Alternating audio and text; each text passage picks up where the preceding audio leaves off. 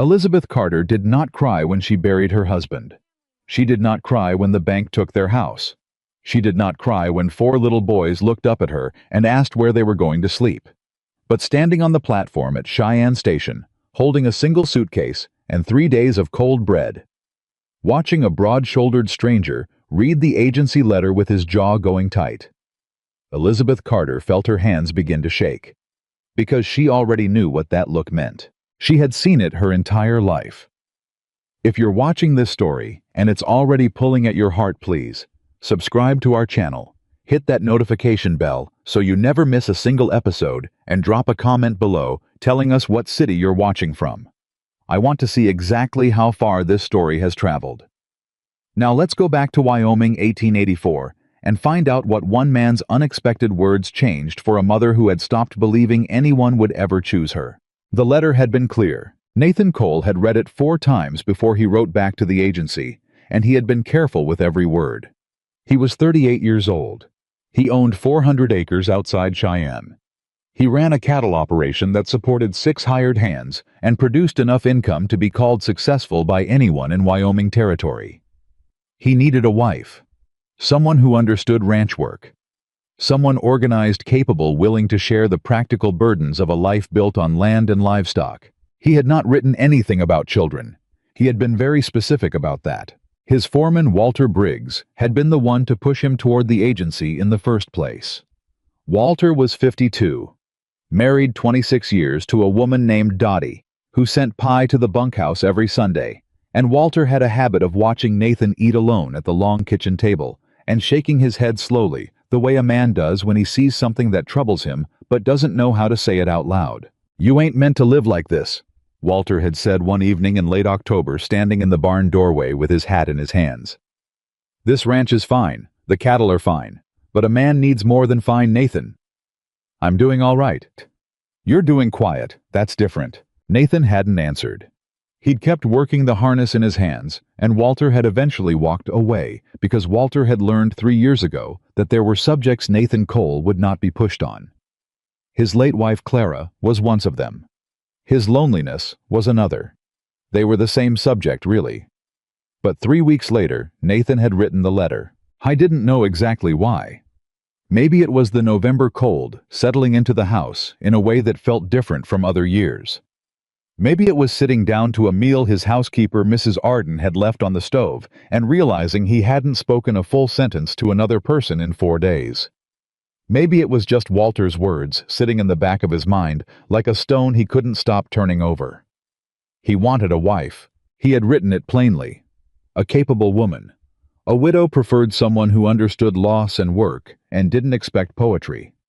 Someone who could manage a household, who wasn't afraid of hard winters, who understood that a rancher's life was built around the land first and everything else second. He had mailed the letter and tried not to think too much about it. The agency's reply came 6 weeks later, and it was warm and professional and said they believed they had found an excellent match. Elizabeth Carter of St. Louis, 34 years old, widowed 2 years prior, former schoolteacher. References described her as organized, steady, hardworking, and gentle-natured. Nathan had read it twice and written back his agreement. He did not read the second page of the agency letter until the night before he was supposed to ride into Cheyenne to meet her train. He found it wedged behind the first page, folded differently, as though someone had tucked it in hastily. And when he unfolded it and read the single paragraph that began with the words, "We feel we must be fully transparent regarding Mrs. Carter's circumstances," Nathan sat down very slowly in the kitchen chair and read it 3 more times. Elizabeth Carter was not arriving alone. She had 4 sons.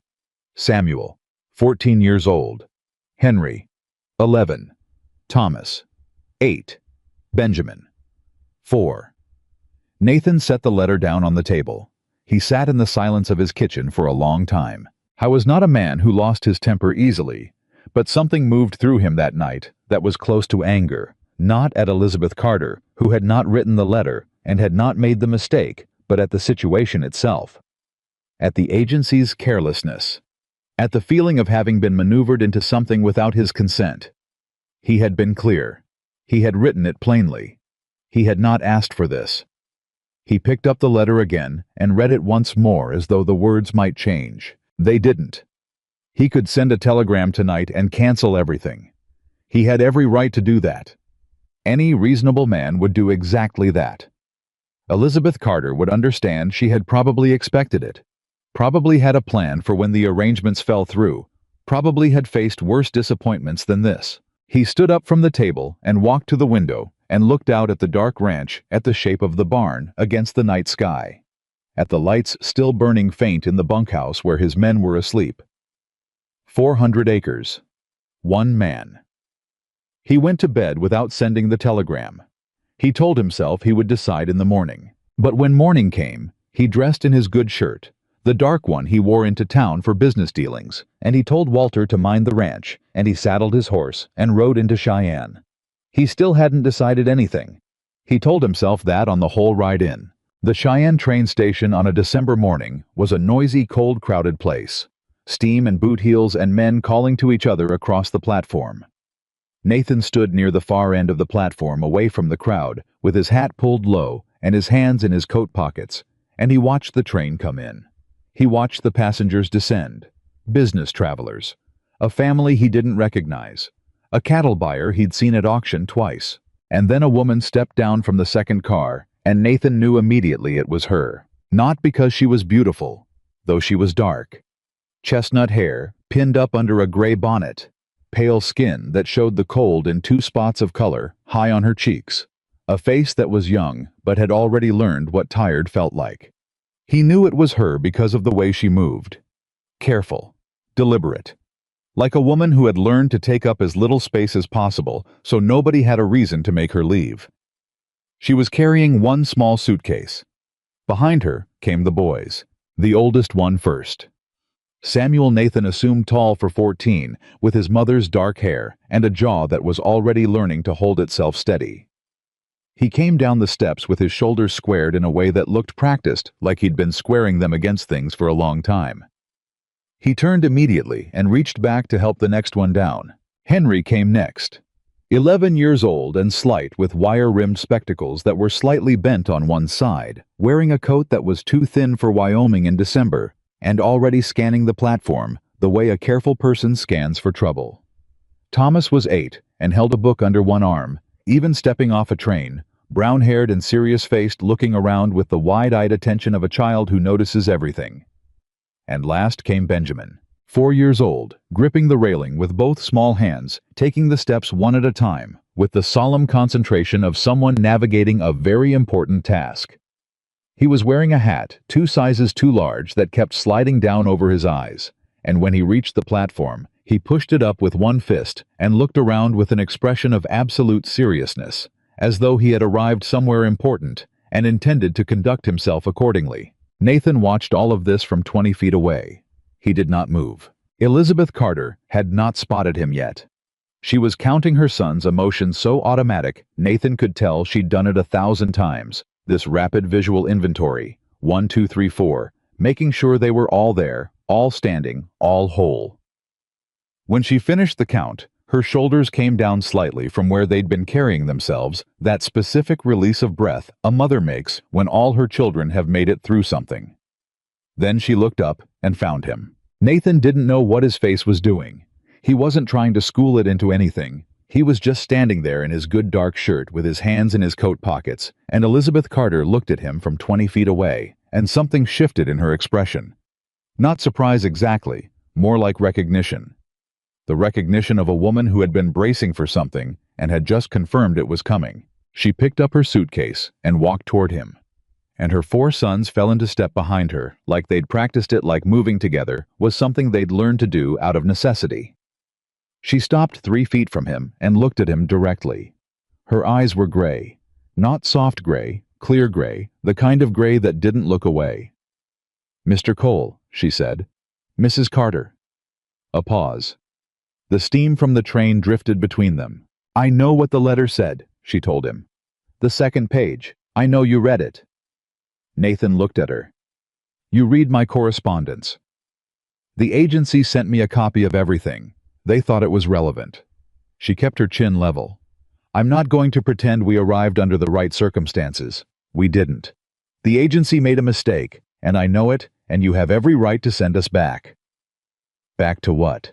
Nathan said before he decided to say anything. Something moved across her face. Not pain exactly, she was too controlled for that, but something. "That's not your concern," she said quietly. "What is your concern is that you wrote to the agency asking for a wife, not a family. And that's what arrived.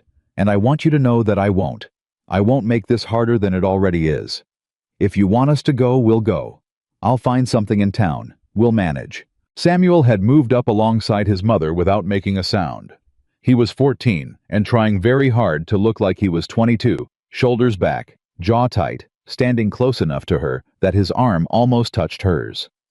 Nathan looked at him, and the boy looked back steadily. Not aggressive, just present. Just saying without any words, "I am here. Whatever happens, I am here." Nathan looked at the three younger boys. Henry had his spectacles pushed up and was studying Nathan with the focused attention of someone trying to solve a problem. Thomas was holding his book tighter. Benjamin had taken hold of a fold of his mother's coat and was peering out from around her hip, the too large hat tipped sideways over one eye. Nathan picked up the nearest bag. It was light. Lighter than it should have been for a woman traveling with 4 children, which meant either she traveled very efficiently or she'd had to leave most of what they owned somewhere behind. "My wagon's out front," he said. Elizabeth blinked.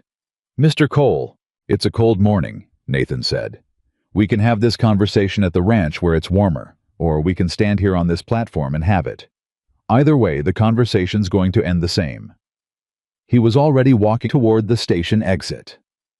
He heard behind him the sound of Elizabeth Carter taking a breath, and then the sound of 4 sets of feet following him. He told himself on the drive back to the ranch, the long cold drive over frozen ground with Elizabeth sitting straight-backed beside him on the wagon bench and the boys arranged in the back with the bags between them, that he still hadn't made any decision.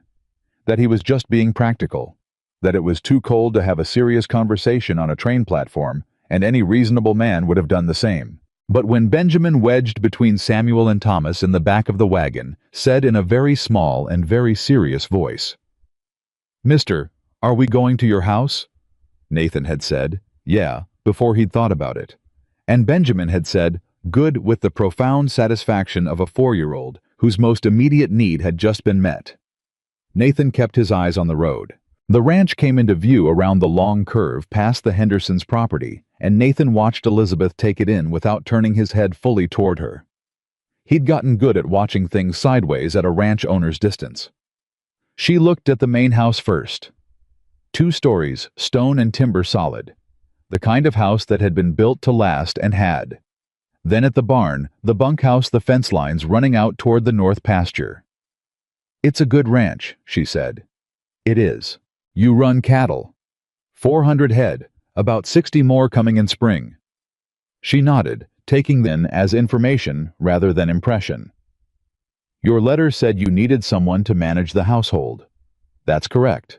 Supply records, meal planning, management of the domestic budget. Among other things." She was quiet for a moment.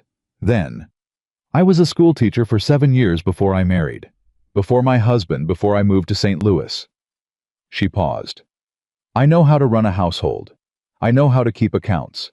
I know how to make food stretch, and how to keep a schedule, and how to manage people who'd rather not be managed." A beat. "My sons included." Nathan glanced at her sideways. She was still looking at the ranch, still taking inventory.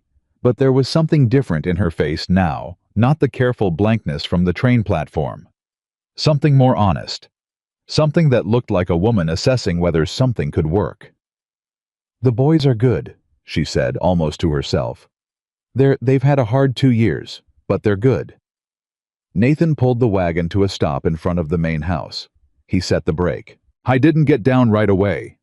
He sat with the reins in his hands and looked out at his land for a moment, and then he said without looking at her, "What happened to their father?" She was quiet long enough that he thought she wasn't going to answer.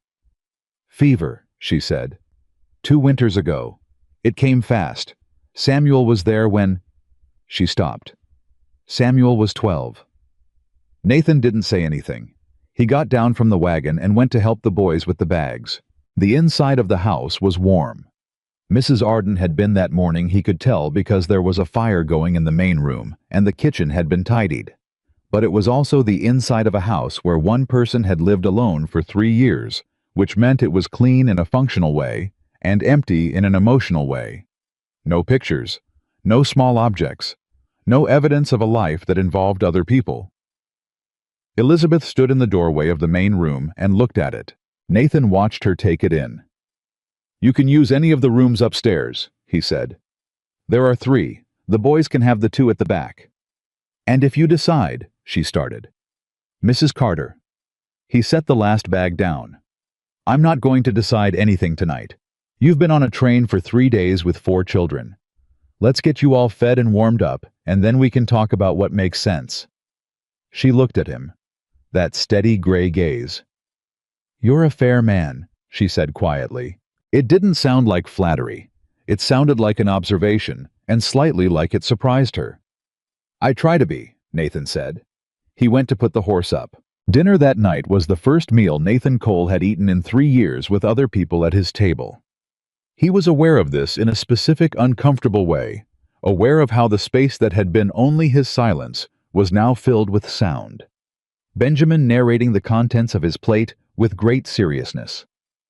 Thomas asking 3 questions about the ranch before the food was even served. Henry eating quietly with his spectacles slightly fogged from the steam and watching everything. Samuel not saying much but watching Nathan the way a 14-year-old watches a man he's trying to evaluate.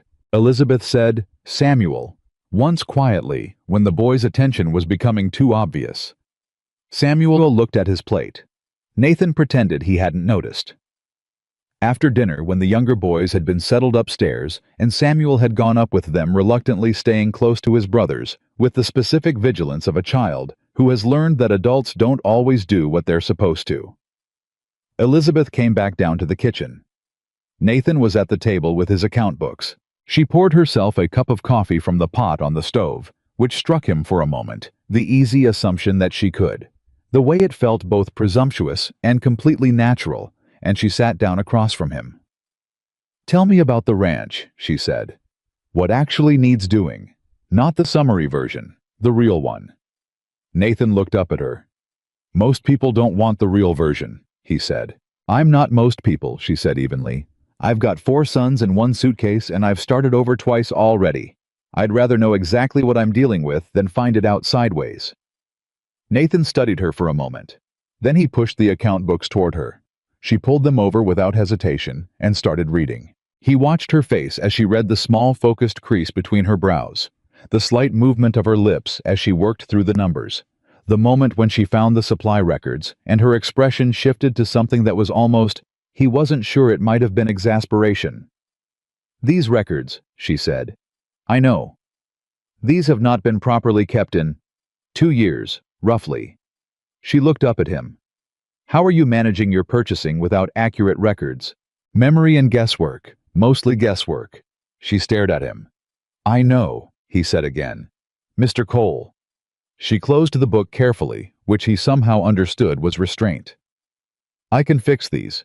It will take time and you'll need to answer some questions about what you've actually spent in the last 2 years, but I can fix this." "I expect you can," he said. A silence. "Why did you bring us to the ranch?" she asked. "Tonight, I mean. You could have made the decision on the platform. It would have been easier." Nathan was quiet for a moment. He thought about Benjamin's voice in the back of the wagon.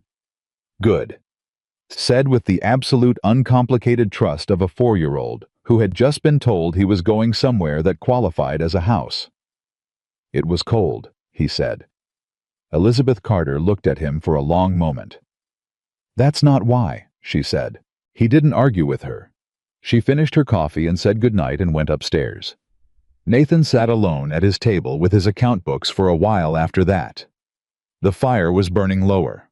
The house was quieter, but it was a different kind of quiet than it had been for 3 years. Not the quiet of absence, but the quiet of people sleeping, of breath moving through rooms, of presence. He told himself he hadn't decided anything, but he sat there for another hour without opening the account books, listening to the house around him, and at some point he realized he had not once thought about sending a telegram. He put the books away and went to bed. Upstairs through the wall, he could hear the faint murmur of Elizabeth's voice. She was talking to one of the boys. He couldn't tell which one, the words too soft to make out. Just the sound of it. Just the low, steady reassurance of a mother telling her children they were all right. Nathan lay in the dark and looked at the ceiling. He had not made any decisions, but the house felt different than it had that morning. He wasn't sure yet if that was a good thing or a terrible thing. He fell asleep before he could decide. Across the hall, in the room where Samuel had put his brothers to bed, Thomas curled against the wall with his book still in his hands. Benjamin burrowed under every blanket he could find. Henry breathing slow and even with his spectacles folded on the bedside table. Samuel sat on the edge of his own mattress in the dark. He had his mother's habit of counting. 1, 2, 3, 4. Making sure everyone was there. He looked at the window. At the dark Wyoming sky outside, faint stars through the glass. He thought about the man downstairs. Nathan Cole. The way he'd picked up the bag without saying anything. The way he'd said yeah when Benjamin asked if they were going to his house.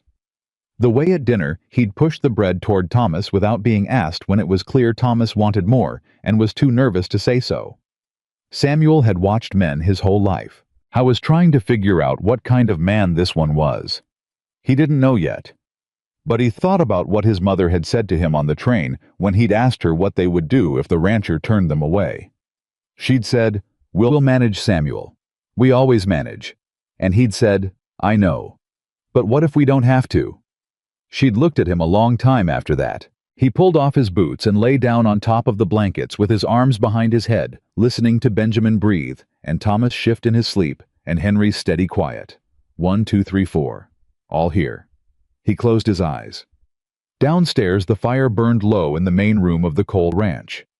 Outside Wyoming, winter pressed against every wall, and the wind moved through the dark fields, and the cattle shifted in the barn, and somewhere in the distance a coyote called once and went silent, and for the first time in 3 years, every room in Nathan Cole's house had someone in it.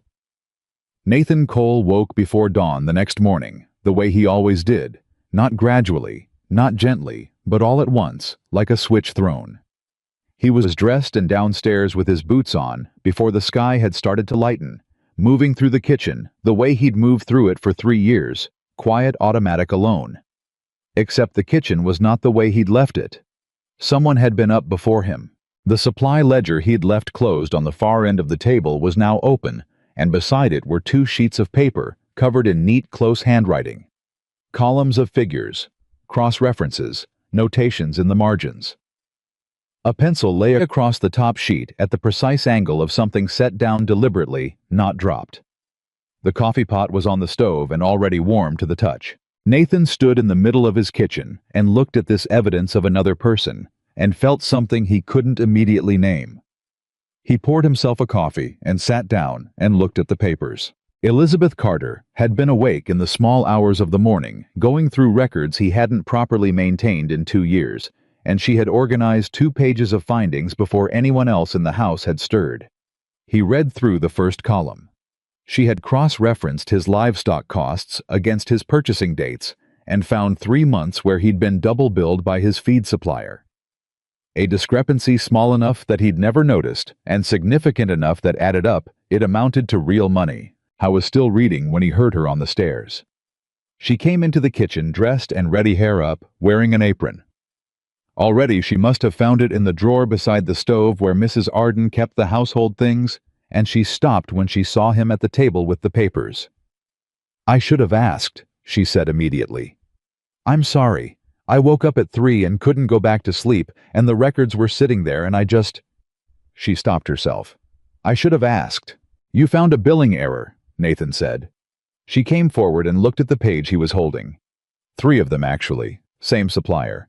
It looks like a calculation mistake on their end, not deliberate, but over 4 months you've been overpaying. She pointed to a figure in the second column. "That's the total discrepancy." Nathan looked at the number. "When were you going to bring this up?" he asked. "I just did," she said. He looked up at her. There was something in her expression that was not quite a challenge, but was in that neighborhood a woman who had done something useful and was waiting to see whether she would be thanked for it or told she'd overstepped. Like she'd gotten those two responses in about equal measure over the course of her life and wasn't sure which one was coming. "I'll send a letter to the supplier today," Nathan said. Something eased in her face. "I can draft it if you'd like," she said. "I have a particular way of writing these kinds of letters." A slight pause. "They tend to get results." He believed her. She went to the stove and started on breakfast, and Nathan sat at his table and drank his coffee, and neither of them said anything for a while, and it was not an uncomfortable silence. It was the kind of silence two people settle into when they are both busy and both competent, and don't need to fill the air with noise to prove they're getting along. He was almost used to it when Benjamin appeared in the kitchen doorway. The boy was in his nightshirt with his too large hat somehow already on his head. Nathan had no idea when he'd acquired the attachment to that hat, and he was carrying a blanket that dragged behind him on the floor, and he walked directly to the table and climbed into a chair with the patient deliberateness of someone who had decided this was the place to be and saw no reason to explain himself. Nathan looked at him. Benjamin looked back with complete seriousness and said, "Is there eggs?" "Benjamin," Elizabeth said from the stove without turning around. "I'm asking politely," Benjamin said with great dignity. "There's eggs," Nathan said. Benjamin nodded, satisfied, and arranged his blanket around himself in the chair. Nathan looked at this 4-year-old sitting at his kitchen table wrapped in a blanket and wearing a hat, and felt something happen in his chest that he didn't examine too closely. The rest of the boys came down 20 minutes later. Samuel first, already dressed and clearly having been awake for a while, then Henry with his spectacles on and his hair damp, and Thomas last with the book from last night still in his hand, and the particular expression of someone who had been awake reading until very late and was trying not to show it. Nathan's kitchen, which had been silent for 3 years, was suddenly full of voices. "Thomas, you were reading past midnight." Samuel said, not as an accusation, but as a statement of fact delivered with the weariness of someone who had been monitoring this situation for some time. "I was not," Thomas said. "Your candle burned down to the last inch. I could see the light under the door." "I fell asleep reading. That's different." "It's not different." "Boys," Elizabeth said. They both said yes, ma'am, with the automatic compliance of children who knew exactly which tone of voice required immediate response. Nathan watched all of this over his coffee cup. Henry had gone directly to the stove to watch what Elizabeth was cooking. Not intruding, just standing nearby with his hands clasped behind his back in the manner of someone deeply interested in a process. After a moment, he said in a very careful voice, "Mrs. Mama, the pan is tilted." Elizabeth tilted the pan without missing a beat. "Thank you, Henry." Henry nodded and stepped back, satisfied. Nathan filed this away. Henry noticed things. Henry corrected things. Henry did it quietly so no one had to feel bad about missing it. After breakfast, Nathan told his men what needed doing for the day. Walter taking the north fence line, the other hands splitting between the cattle and the equipment that needed winterizing. And he came back to the house to find Elizabeth at the kitchen table, with the ledger open, and both pages of her notes spread out, and a third sheet started. Samuel was beside her, not sitting down, but standing with one hand on the table, and leaning over to look at what she was writing. "This column," Samuel was saying, "if that number's the monthly cost, then this one here should be the quarterly. Quarterly plus the variable," Elizabeth said, writing. "See how the spring purchase changes the baseline." "Oh," Samuel said. "Then, that's actually, yeah, that makes sense." Nathan stood in the doorway and watched his 14-year-old stepson, who was not yet his stepson, learning ranch accounting from his wife, who was not yet his wife, and neither of them had noticed him come in. He went back outside. I wasn't sure what he was supposed to do with what he was feeling. He was standing at the fence when Walter came up beside him, having apparently forgotten something at the barn, and took one look at Nathan's face and said, "You got a problem?" "No," Nathan said. Walter looked at the house. "How's she doing?" "She found a billing error in the feed accounts before sunrise this morning."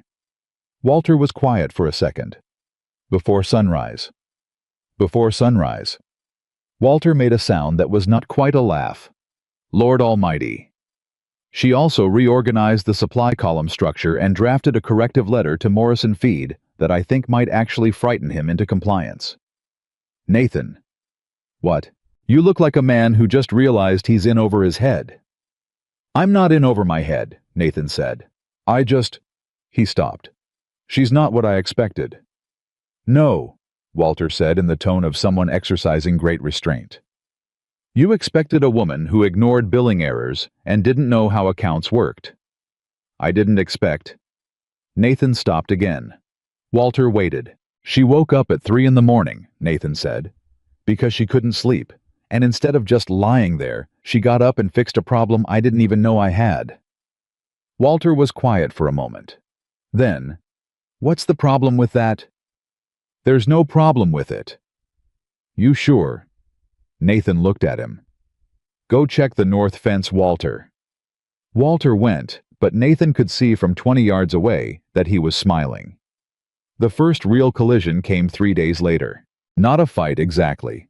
More like two people walking in opposite directions through a narrow doorway, and neither one willing to step back first. Nathan had a way of running the ranch that had evolved over 8 years of ownership and 3 years of living alone. A system that was his own, shaped around his habits, his schedule, his particular ways of managing his men and his time. He didn't post schedules or explain his plans. He knew what needed doing, and he did it, and he expected the people around him to understand the rhythm by observation and keep up. Elizabeth Carter had run a household with 4 children and a husband who, by the gentle way she avoided discussing him, had apparently required managing along with everything else. She made lists. She posted schedules. She asked questions at the beginning of the day so she knew what to plan for. She communicated. These two approaches met head-on the 3rd morning when Nathan came in from the barn at midday and found that Elizabeth had rearranged the kitchen storage. Not drastically. She hadn't moved furniture or changed anything structural. She had reorganized the shelving so that the dry goods were grouped by use rather than by however they'd ended up where they were, which was, Nathan could admit privately, mostly random. She had labeled 3 jars. She had put the account books in a dedicated space on the side shelf where they could be reached without clearing the whole table. Nathan stood in the kitchen looking at this. Elizabeth came in from the main room and saw his face. I should have asked, she said for the 2nd time in 3 days. This is my kitchen, Nathan said. He hadn't meant it to come out quite like that. It came out like that. She stopped. Her chin came up slightly, not aggressive, just level. Just a woman finding her footing. You're right, she said. It is your kitchen, and I should have asked. But Mr. Cole, I made breakfast for 6 people this morning, and supper for 6 last night. And the way the storage was organized, I spent 40 minutes combined searching for things that should have been findable in 40 seconds. I wasn't trying to take over your kitchen. I was trying to make it work. A silence. Nathan looked at the shelves. Then he looked at her. The account books, he said. What about them? That's a better place for them. Something flickered in her expression. I thought so. The rest of it, if you're going to be cooking in here, you should have it the way that works for you. He paused. You could have told me what you wanted moved. You were in the barn before dawn and didn't come in until now, she said with measured patience. I would have needed to go to the barn. That's where I work, he said. I know, she said. Which is why I made a decision rather than wait. I made the wrong call. I'll ask next time. He looked at her. She looked at him. It was not a warm moment, but it was an honest one, and he found somewhat to his own surprise that he preferred honest to warm. Fine, he said. Fine, she agreed. Neither of them apologized exactly, but they'd said what needed saying, and they both seemed to understand that, and she went back to what she'd been doing, and he poured himself water from the pitcher and went back to the barn. And when he came in that evening, the kitchen smelled like stew and fresh bread, and Benjamin was sitting on the floor near the stove, narrating a private story to a wooden spoon he'd apparently adopted as a companion. Nathan stepped over the wooden spoon and its keeper without comment and sat down at his table. Thomas appeared at his elbow. Mr. Cole, Thomas said, how many head of cattle did you say you had? 400. And how much land per head is recommended for winter grazing? Nathan looked down at him. Thomas was 8 years old, and looking up with the expression of someone who had been thinking about this question for some time, and was relieved to finally be able to ask it. "Where'd you read about winter grazing ratios?" Nathan said. "The book you left on the table, The Farming Almanac, Chapter 11. Nathan thought back. He'd left that almanac on the side table 3 days ago because he'd been looking something up and then gotten distracted. He hadn't thought about it since. "You read Chapter 11, he said. "Chapters 8 through 14, Thomas said honestly. "Chapter 11 is about winter grazing management. Chapter 12 is about fence maintenance in frozen ground, which Henry found very interesting." He adjusted his book. "So how much land do you have per head?" Nathan did the math in his head. Then he told Thomas. Thomas thought about this seriously. "That's below the recommended ratio for Wyoming winters," he said. "I know," Nathan said. "That's why we supplement with stored feed." "Chapter 13, Thomas said immediately. "Yes," Nathan said. Thomas nodded slowly, processing this, and Nathan watched him working through it. This small, serious-faced boy, doing genuine agricultural arithmetic in his head at the dinner table, and felt something loosen slightly in the part of him that had been keeping a careful distance. "You can borrow the almanac," Nathan said, "if you want to read the rest of it." Thomas looked up at him with an expression that was trying very hard to stay calm, and not quite succeeding. "Really?" "It's just sitting there," Nathan said. Thomas picked up the almanac from where it apparently was, already in his hands. Nathan noticed had been there all along, and held it with the reverence of a child receiving something valuable. "Thank you," he said very seriously. Nathan looked at his plate. Elizabeth across the table was looking at something in the middle distance with an expression he couldn't read. When she noticed him noticing, she looked back at her plate. Neither of them said anything. But that was the third night, and it was different from the first. Henry found the broken fence bracket on the fourth morning. Nathan had known about it. It was on his list, the east gate bracket that had worked itself loose over the fall and needed rebolting before the hard freeze made it worse, but it was one of a dozen things on a list he'd been working through. When he got to the east gate, the bracket had already been rebolted and done neatly with the right hardware, and with a small additional brace that Nathan had not thought to add, but immediately recognized as a good idea. He stood and looked at this repair. He went and found Henry in the barn. Henry was 11 years old and slight, and wore bent spectacles, and had apparently spent the previous afternoon finding and fixing the east gate bracket on the grounds that it was loose and loose things ought to be fixed. "The brace," Nathan said.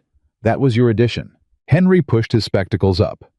The original bolt configuration had only one point of contact with the post. In frozen ground with ice expansion, a single contact point is insufficient. He said all of this in the flat, certain tone of someone relaying a fact rather than making an argument.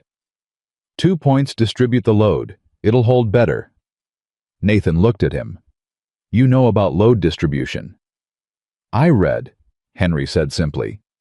"What do you read?" Henry listed without hesitation a book on mechanical principles he'd found at a library in St. Louis. It was 3 issues of a mechanical trade publication.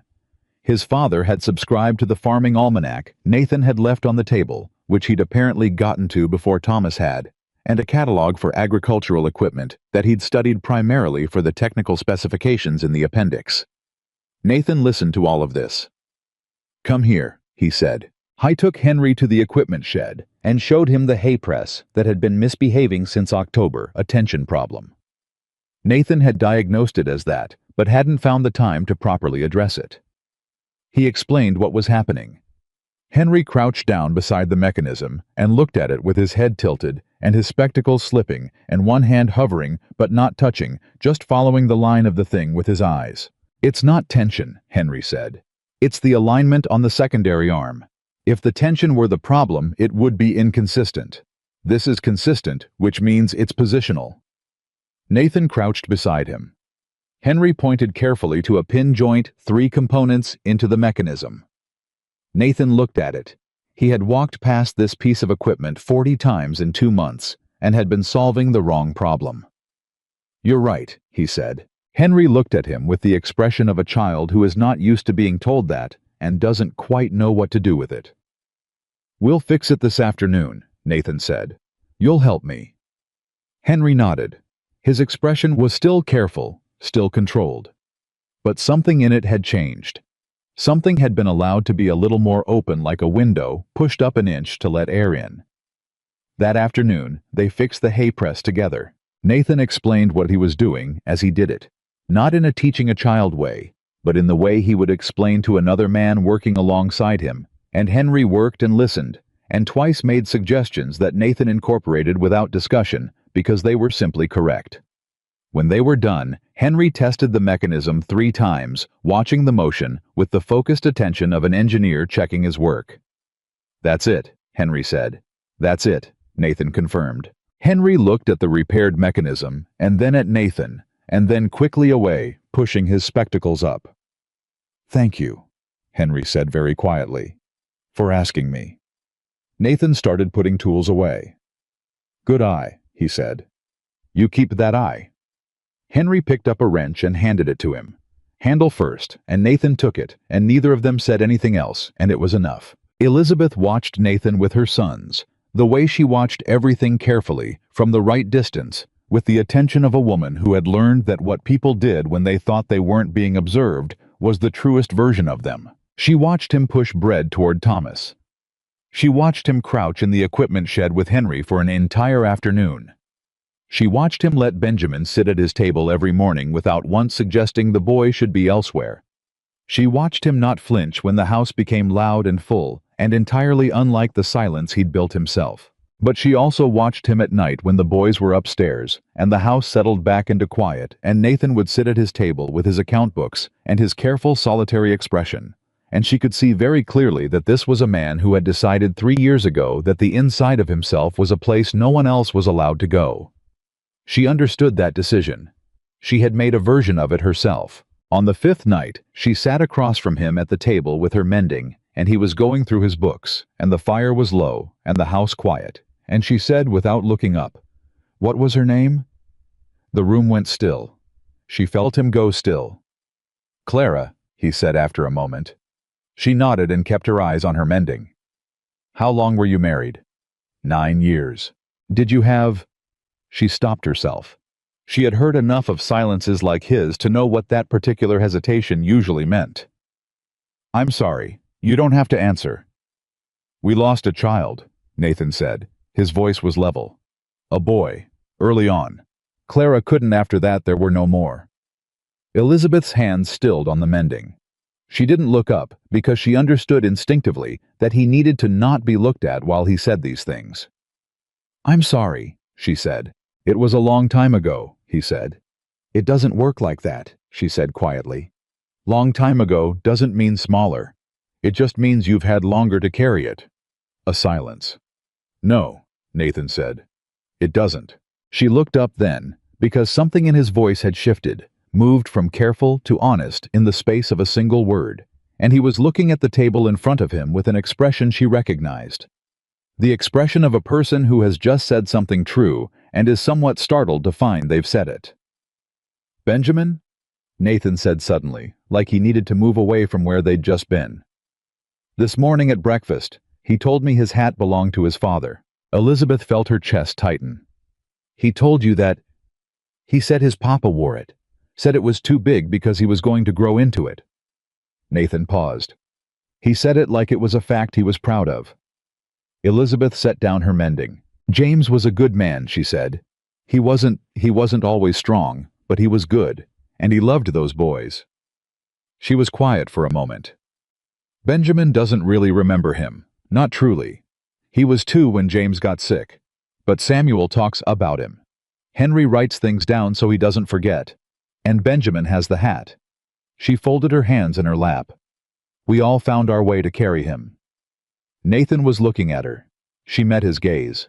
"That's why the hat matters so much to him," Nathan said. It wasn't a question. He was understanding something, filing it in the particular way she'd noticed he filed important things quietly without fanfare, but permanently. "Yes," she said. He nodded slowly. The fire crackled. I won't let anyone make him feel ridiculous for wearing it, Nathan said. It was such a specific, plain, direct statement. Such a Nathan Cole thing to say, not, I'll protect him, or he's safe here, but this precise concrete commitment about one hat. Something cracked open in Elizabeth Carter that she'd been holding very carefully shut. Thank you, she said. It came out smaller than she intended. Rougher. Nathan looked back at his books, but his jaw was different. His whole face was different, marginally 1 degree warmer, like a room someone just walked into and started a fire. She picked her mending back up.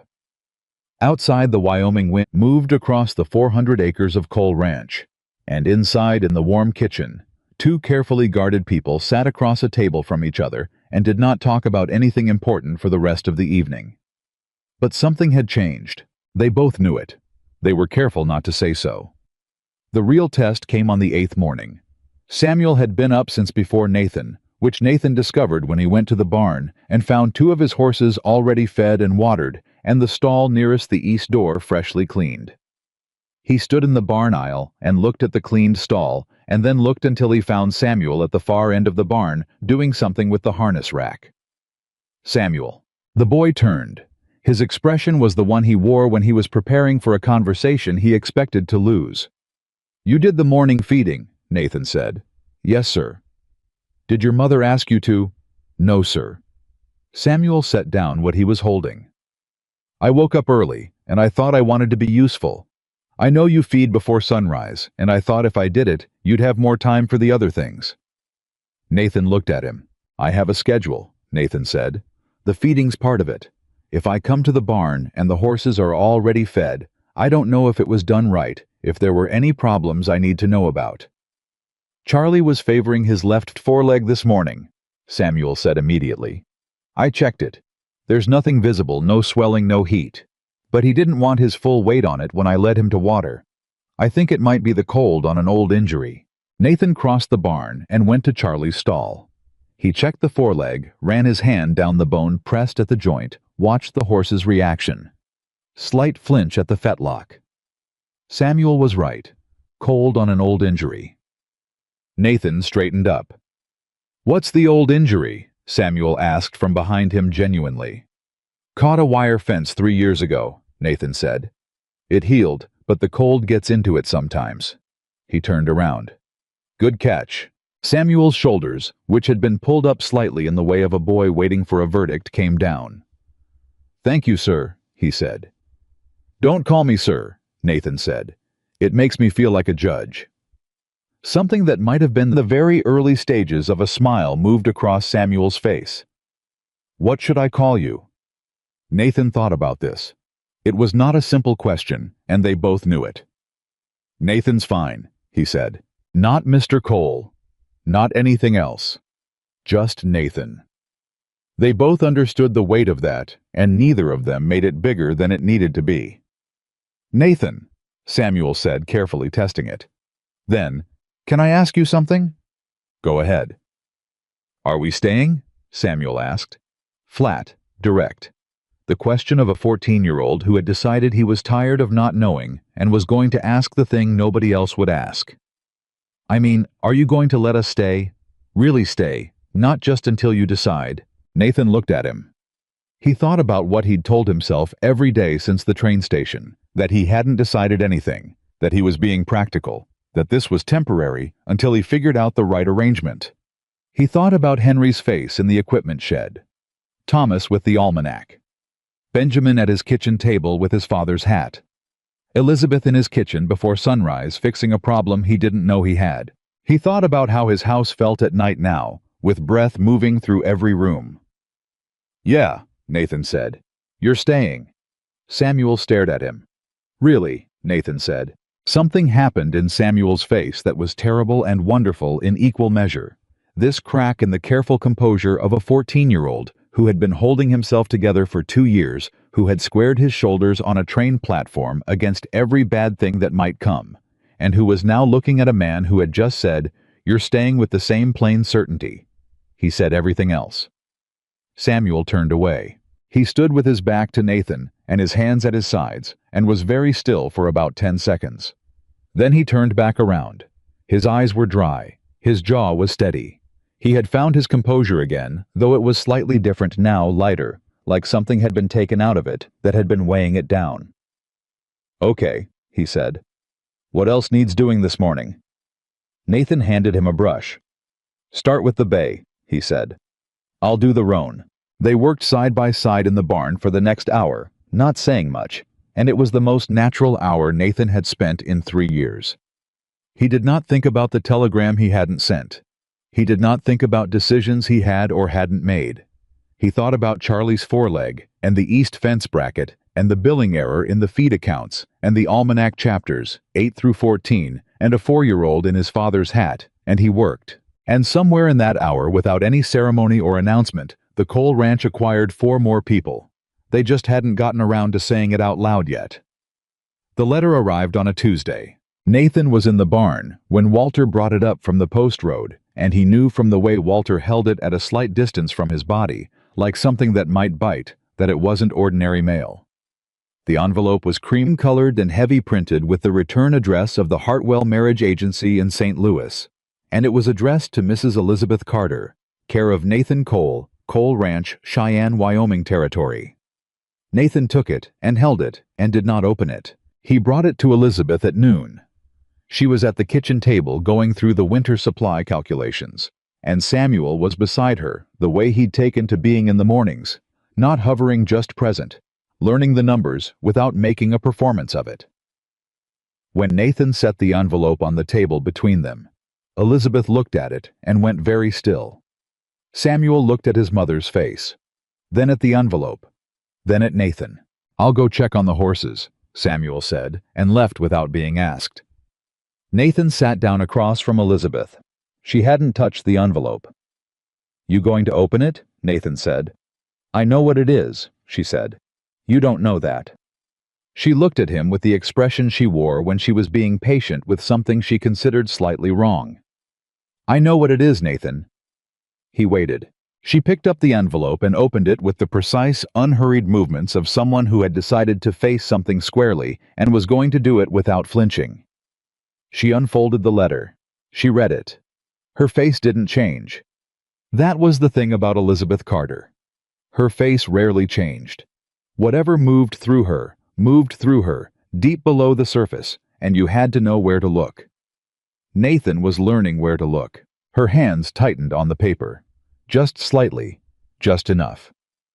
"The agency," she said, "has found another placement. For you, for me and the boys." She set the letter on the table and smoothed it flat with one hand, a gesture that had nothing to do with the paper and everything to do with controlling something. "A businessman in Denver, a Mr. Gerald Whitmore, 51 years old, widower, no children. He has a house in the city and significant financial holdings, and he's requested—" She stopped. She looked at the letter for a moment. "He's requested a family. He wants the boys included. The agency thought I should know given—" She stopped again. "Given the circumstances of how you came here," Nathan finished. "Yes." Nathan looked at the letter. He didn't pick it up. "What does the house look like?" he said. She blinked. "What?" "The house. Does the letter say what the house looks like?" "Nathan, that's not. Does it?" She looked at the letter. "It says it's a large home, fully staffed, in a good part of Denver, indoor heating." She paused. "Running water." Nathan nodded slowly. "No hard winters," he said. "No cattle. No—" He gestured at the kitchen, at the house, at all of it. "No, any of this." "No," she said quietly. He stood up from the table. He walked to the window, not to look at anything, just to be facing away from her while he got his face in order. He had known something like this might happen. He was not a stupid man. He'd understood from the beginning that what he'd offered Elizabeth Carter was a difficult life on a working ranch in a Wyoming winter, and that a woman with 4 boys and real intelligence, and the kind of competence she had in every room she walked into, was not going to go unnoticed by a world that had other options to put in front of her. He'd known it. Knowing it and standing in his kitchen, hearing it, were 2 different things. "You should think about it carefully," he said to the window. "I am thinking about it." A house in Denver with indoor heating and a staff is not nothing, he said. For 4 boys. I know what it is, she said. He turned around. She was still at the table, still very straight-backed, and still with the letter under one hand, and her eyes on him. What do you want me to say? She asked. Not challenging.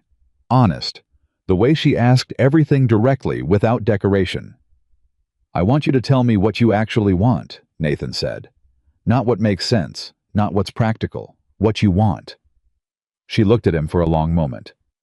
That's the first time anyone's asked me that in a very long time, she said. The words landed quietly and then kept landing. Nathan held her gaze. Well, I'm asking. She was quiet for 10 seconds. 15. The kind of silence that has weight. I want to know if you want us here, she said finally. Not because it's practical. Not because the accounts are better now, or because Samuel can help in the barn, or because Benjamin makes you... She stopped herself. I want to know if you want us here, as a family, as something real. The kitchen was very quiet. Outside. Nathan could hear one of the hands calling to another across the yard. The ordinary sounds of the ranch going on around them, as if nothing of significance was happening inside the house. I told Samuel you were staying, Nathan said. She stared at him. When? 8 days ago, in the barn. You told Samuel before you told me. I told Samuel when he asked. And you didn't think to. You hadn't asked, he said. A pause. Something shifted in her expression. Not anger, not quite something more complicated than anger. The look of a woman recalibrating. I'm asking now, she said. I know, he said. And the answer is the same. She looked at the letter under her hand. Denver, she said as though testing the word. Denver, he said. She folded the letter. She folded it in half and then in half again, with the same precise movements she'd used to open it, and she set it on the far edge of the table. I'll need to write a response to the agency, she said.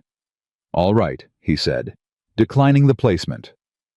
All right, he said again, and something in his chest that had been pulled tight since Walter brought the envelope up from the road went loose. He didn't make a show of it. Neither did she. That was something he was starting to understand about Elizabeth Carter. She did not make shows of things. She decided, and she moved. It was one of the most valuable qualities he had ever encountered in another person. She picked up her pencil and went back to the winter supply figures. Nathan poured himself water and went back to work. It was not a romantic moment. Nothing between them had been exactly. But it was something true, and in his experience, true things were worth more than romantic ones. He was at the door when she said without looking up, Nathan. He stopped. Thank you, she said, for asking what I wanted. He put his hat on and went out. The storm came without much warning 4 days later. Wyoming winters were not gentle, and Nathan had lived through enough of them to read the sky the way another man might read a newspaper. But this one moved faster than he'd expected, faster than the usual cold fronts that built for days before they hit. By mid-afternoon, the temperature had dropped 15 degrees, and the wind had turned ugly, and the sky was the color of dirty iron in every direction. Nathan came in from the north pasture and went directly to Walter. Move the cattle to the south shelter. All of them. Right now. Already started, Walter said, because Walter had also been reading Wyoming Winters for 30 years. The east fence. I know. Henderson and Pruitt are on it. The gate bracket. Henry's modification, Walter said, and almost smiled. That'll hold. Nathan nodded and went for his horse. Elizabeth met him in the yard. How bad, she said. Bad enough, he said. Stay inside. Keep the boys inside. I know how to manage 4 boys in a storm, she said. And she did. And he knew she did. And they both understood this exchange was less about the boys and more about the particular human need to say something when you're worried and can't do anything about it. I'll be back, he said. She didn't say be careful or anything like it. She said, the stew will be ready at 6, and went back inside, which was Elizabeth Carter's way of saying the same thing. He rode out. He was 3/4 of the way through moving the last group of cattle to the south shelter when he realized there was someone behind him. I didn't hear it at first over the wind. He felt it the particular way a horse moves when it knows there's another animal behind it, a slight shift in gait. He turned in the saddle, and through the driving cold, he made out a second horse, and on it, a figure in a coat too light for the weather, with his hat pulled down over his ears. Samuel. Nathan swung his horse around. Samuel pulled up beside him. His face reddened from the cold. His expression set with the specific determination of someone who knew they were going to be in trouble and had decided it was worth it. "Go back to the house," Nathan said. "I can help," Samuel said. "Samuel. There's 12 head not in the shelter yet." Samuel pointed into the driving wind. "I can see them from here. If we split up, we can move them faster." Nathan looked at the cattle, looked at the sky, looked at Samuel. "You know how to cut cattle," he said. "I watched you for 2 weeks," Samuel said. "Watching and doing." "I know how to do it," Samuel said. Not bragging, just stating. "My father had a small property. Before the money ran out, I helped him." His jaw tightened slightly. "Let me help." The wind hit them sideways. The cattle were moving the wrong direction. Nathan made the decision the way he made all decisions under pressure, fast and without second guessing. "Take the left flank," he said. "Push them toward the shelter opening. Don't get in front of them. If any of them break right, let them go and we'll get them after." "Understood," Samuel said and wheeled his horse left. They worked the cattle through the storm for 40 minutes, and Samuel was good at it. Not experienced, not skilled, the way a boy who'd grown up on cattle would be, but instinctively good. The kind of natural ability that comes from watching carefully and thinking clearly and not panicking when animals did unpredictable things. He made 2 mistakes. He corrected both of them without being told. He kept his position, kept his focus, kept moving. When the last of the cattle were in the shelter and the gate was latched, they pulled their horses up side by side, and the wind screamed past them, and Samuel's chest was heaving with cold air and effort, and he was grinning this sudden, completely unguarded grin that Nathan had never seen on him, that didn't look like a 14-year-old trying to be 22, that looked like a boy who had just done something he'd been wanting to prove he could do. Nathan looked at that grin. "Good work," he said. Samuel's grin went wider, and then he seemed to remember himself and pulled it back to something more controlled. But it was too late. Nathan had seen it.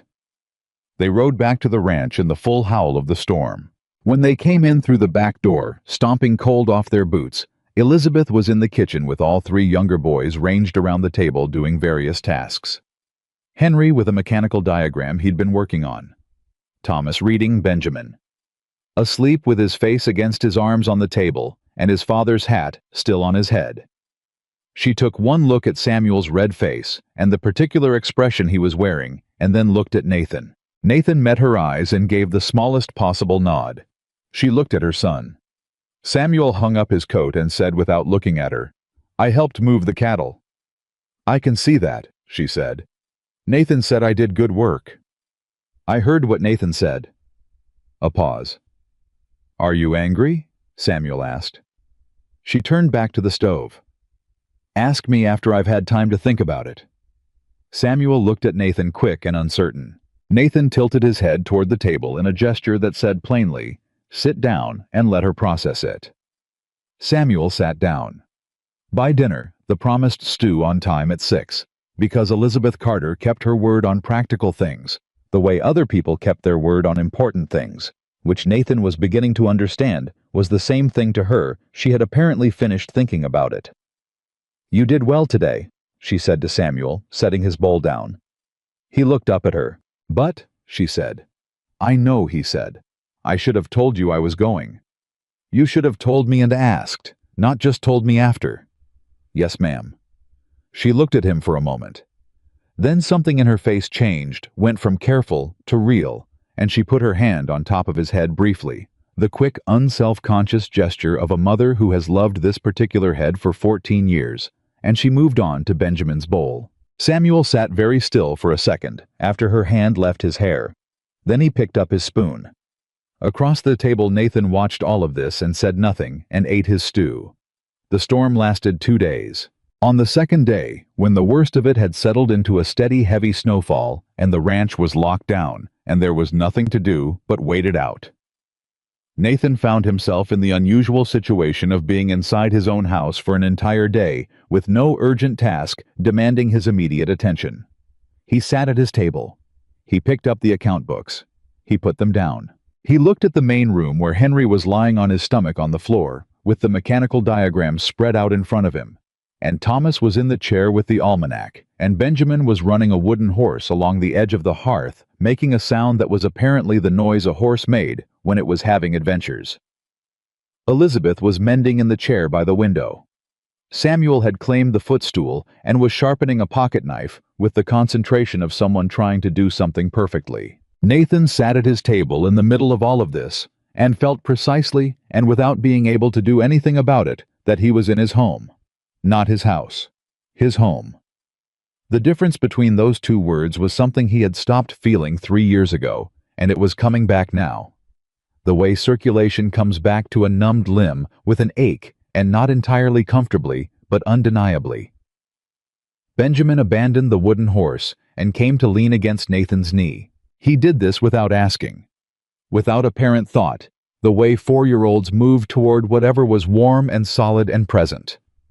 He put both forearms on Nathan's knee and leaned his chin on his arms and looked up at Nathan with the brown eyes he'd gotten from his father. "What are you thinking about?"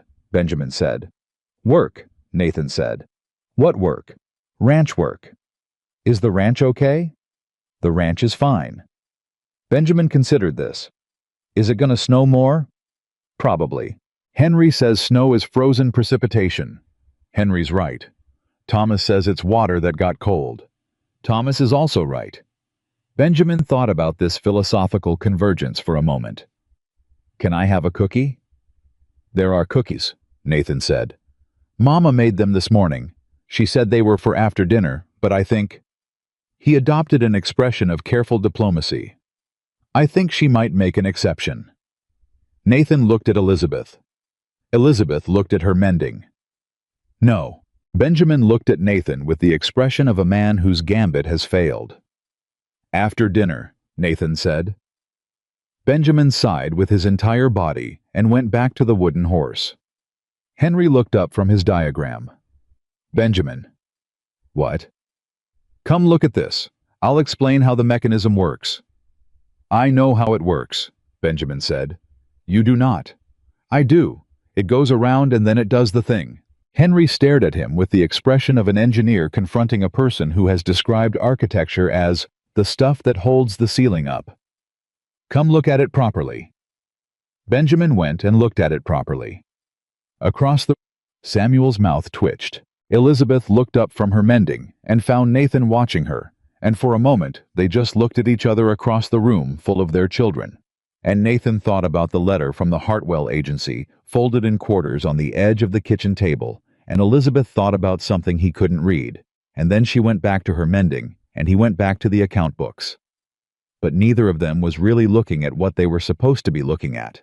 The storm broke on the third morning, and when it did, the world outside was white and clean and silent and very cold.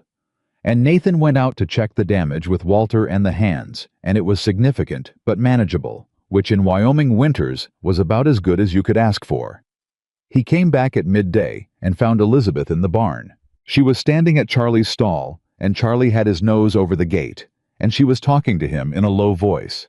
The way people sometimes talk to animals when they needed to say something they weren't ready to say to a person.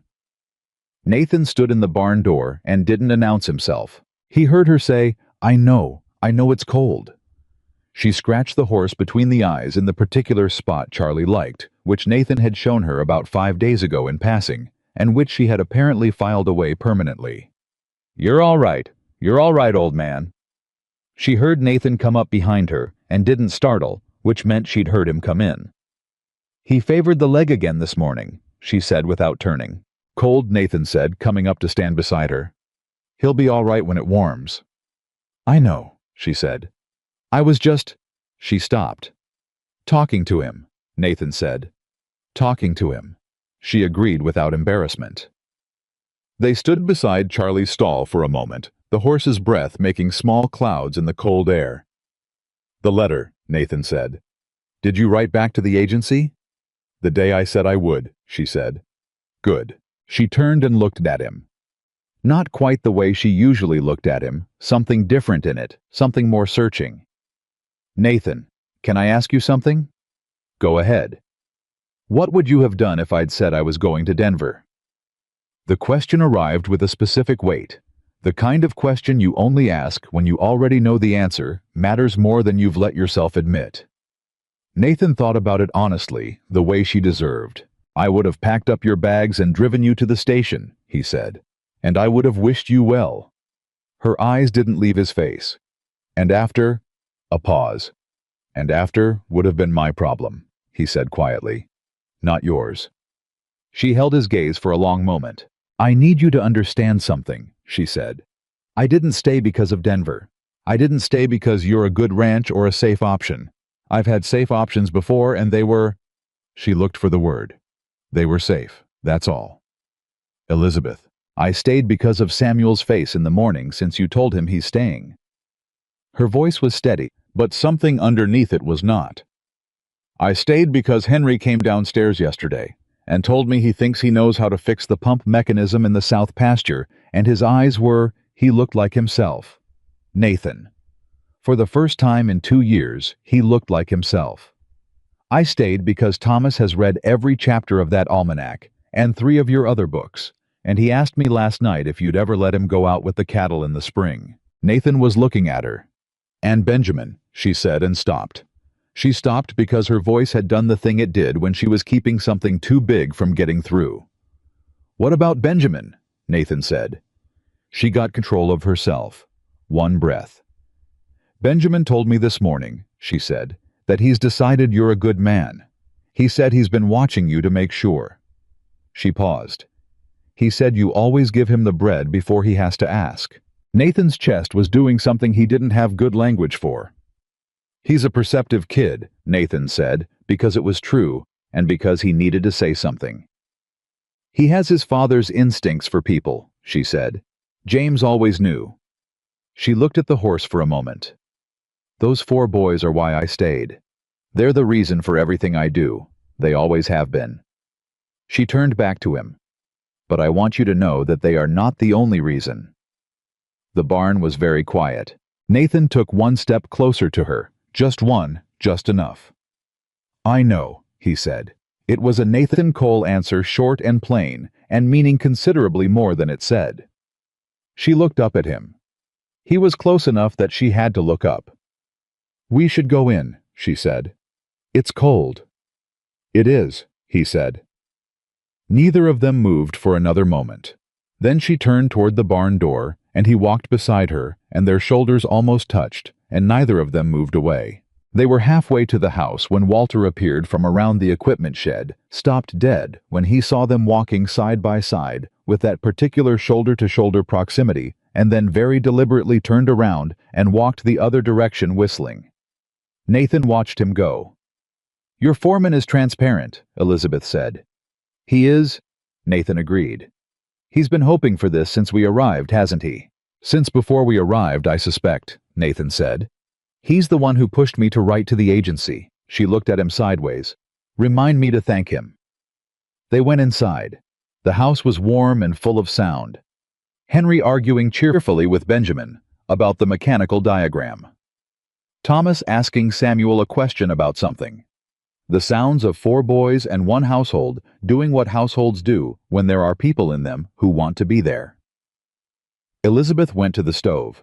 Nathan hung his coat and sat at his table and looked at his account books and did not open them for a full 5 minutes because he was listening to his house. It was on the 14th day that the second letter arrived. Not from the marriage agency this time. This one came with a Cheyenne postmark and a name Nathan recognized immediately. Aldous Crane Esqueeler of the law firm Crane and Whitfield. One of 3 lawyers in Cheyenne, and the one with the specific reputation for doing careful, quiet, effective work on behalf of men with money who wanted things handled without drama. Nathan read the letter standing in the barn. He read it twice. Then he folded it and put it in his coat pocket and went to find Walter. You know a man named Gerald Whitmore, Nathan said. Walter thought.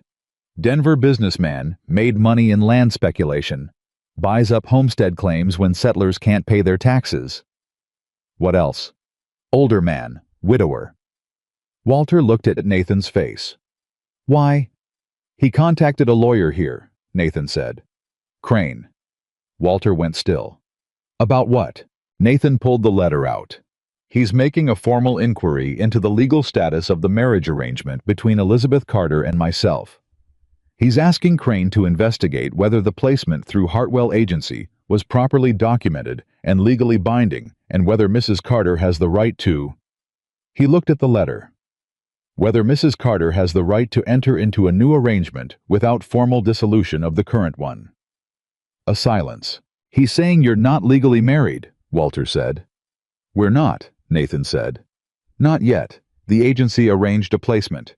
There's a formal agreement, but a legal ceremony hasn't taken place. And Whitmore knows this. Whitmore knows this, Nathan confirmed. And his lawyer is looking into whether the current arrangement can be challenged. Walter looked at him for a long moment. He wants Elizabeth. I wants a family, Nathan said, and something in his voice on that word was harder than anything Walter had heard from him in years.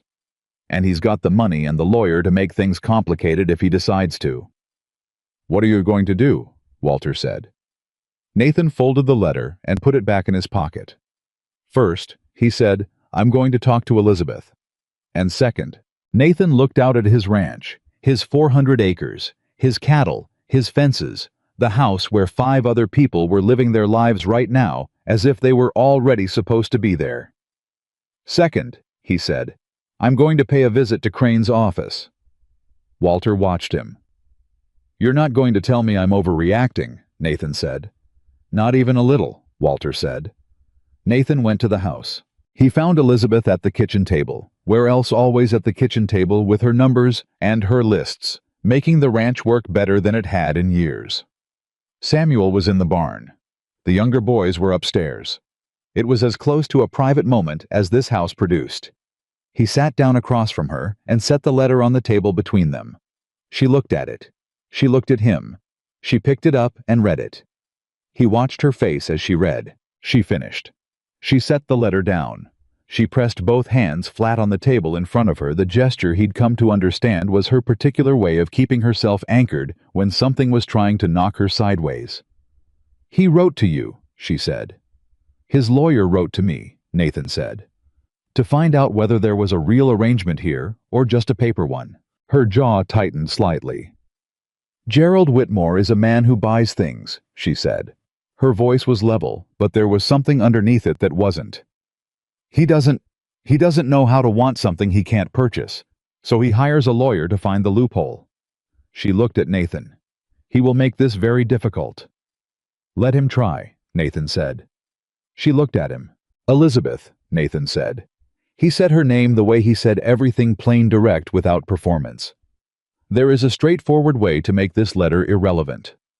She knew what he was saying. He watched her understand it. Nathan, she said carefully, I don't want you to do something because a letter arrived and you felt... I told Samuel 14 days ago you were staying, Nathan said. I told you 4 days ago. I'm telling you again now. The only thing that's changed is that somebody is trying to use a technicality to take you away from a place where you and your sons have already put down roots. He looked at her steadily. That's not why I'm asking. That's just why I'm asking now instead of waiting any longer. She held his gaze. The kitchen was very quiet. Outside.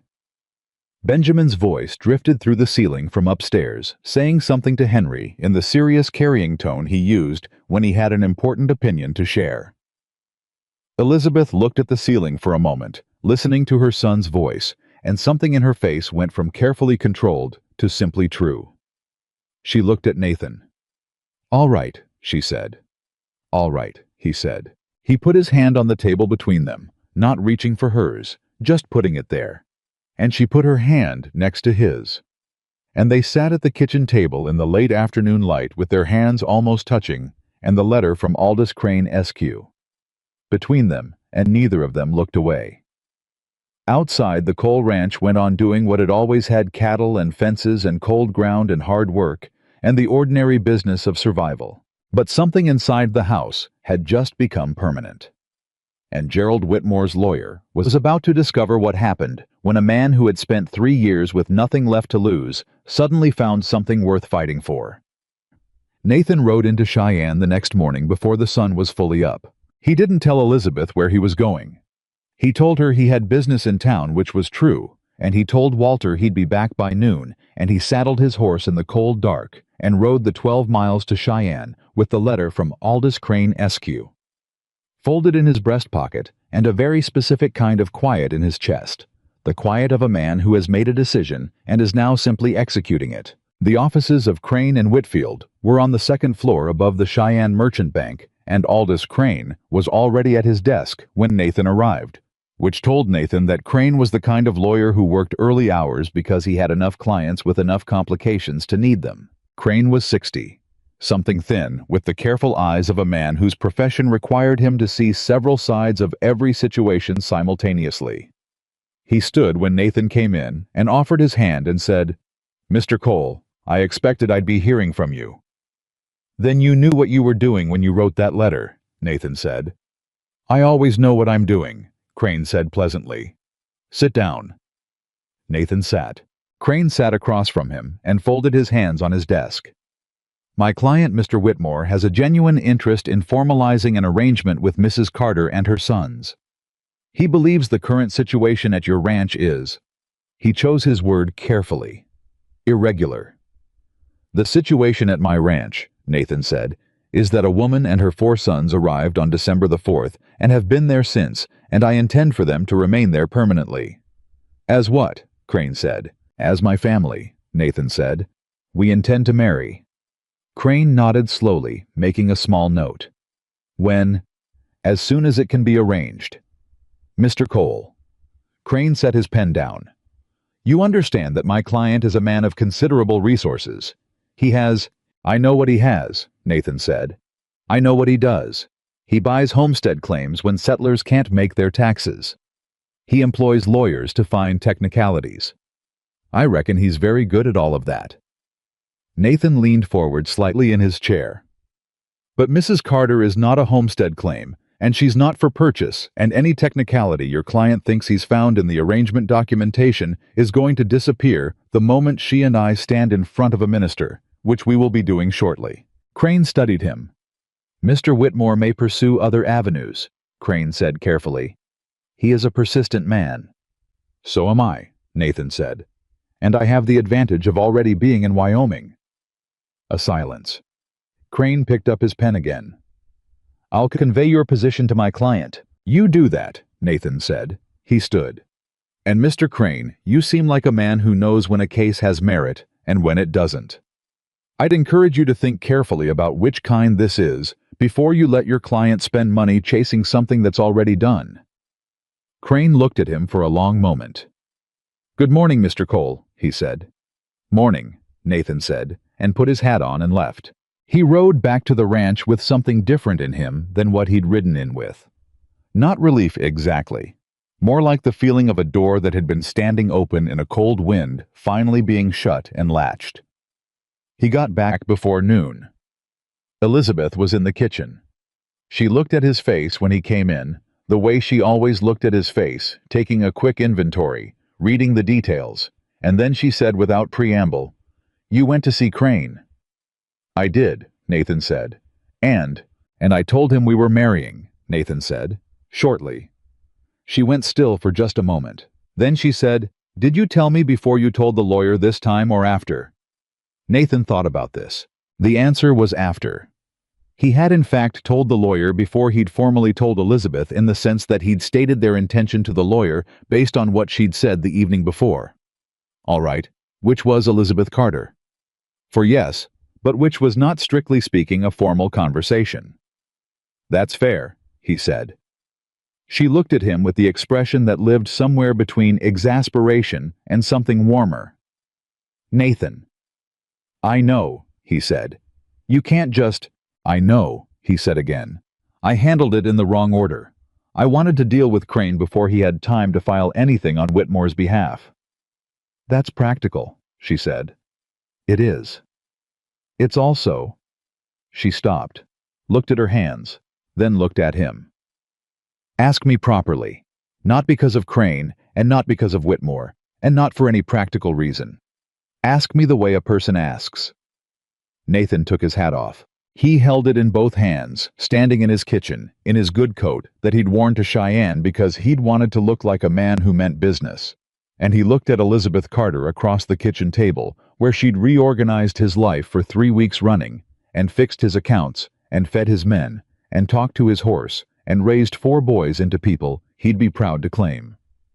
"Elizabeth," he said, "will you marry me?" It wasn't quite a question. It came out in the same register he used for everything flat and certain and genuine, and somehow that made it more, not less. She looked at him. "Yes," she said. Just that. Just yes in the same plain register, because they were 2 people who communicated in plain things and meant every one of them. Nathan put his hat back on. "I'll arrange for the minister," he said. "I'll need a day to alter my dress," she said. "How long?" "1 day." "All right," he said. He went back out to the ranch. She went back to her numbers. And in the kitchen, where nobody was watching and nothing dramatic was happening, a thing that had been becoming true for 3 weeks was now simply true. What neither of them knew was that Gerald Whitmore was not a man who accepted a lawyer's report and moved on. The second letter arrived the following morning. Not to the ranch this time, but to the Hartwell Marriage Agency in St. Louis, with a copy sent to the Territorial Administrator's office in Cheyenne. It was a formal challenge to the agency placement documentation, claiming procedural irregularities in the arrangement between Mrs. Elizabeth Carter and Mr. Nathan Cole, and requesting a 30-day review period before any legal proceedings such as marriage could be formalized. Walter brought the news from town, where he'd heard it from a man who worked at the administrator's office, and had the particular habits of men in small offices in territorial capitals, which included talking about interesting documents to anyone they knew. Nathan read the summary Walter relayed. He set his coffee cup down. 30 days, he said. That's what Whitmore's asking for, Walter said. Whether the administrator grants it is another question, but if he does it ties our hands long enough for Whitmore to make his case to Elizabeth directly, Nathan said, with resources and a lawyer and 30 days to work on her. That'd be my read, Walter said. Nathan was quiet for a moment. He hasn't met Elizabeth, Nathan said. No, Walter said. If he had, he wouldn't bother with the 30 days. Walter allowed himself a small smile. No, I reckon he wouldn't. But the situation was real, and the administrator was real, and Crane was real, and Nathan was not a man who dealt in wishful thinking.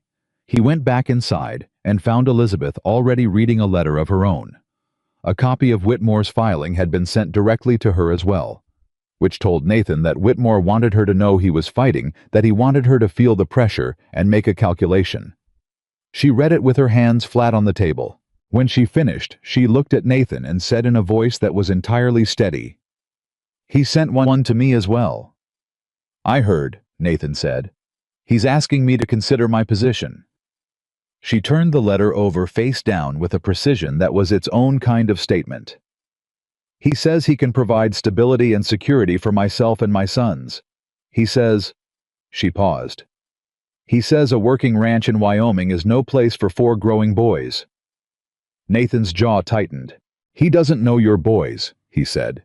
"No," she said. "He doesn't." She looked at Nathan. He's trying to frighten me. He thinks I'm the kind of woman who can be managed by fear." "Are you?" "What do you think?" she said with a look that answered the question entirely. Nathan almost smiled. "The administrator's review," he said. "If it's granted, we wait 30 days. We don't have to like it.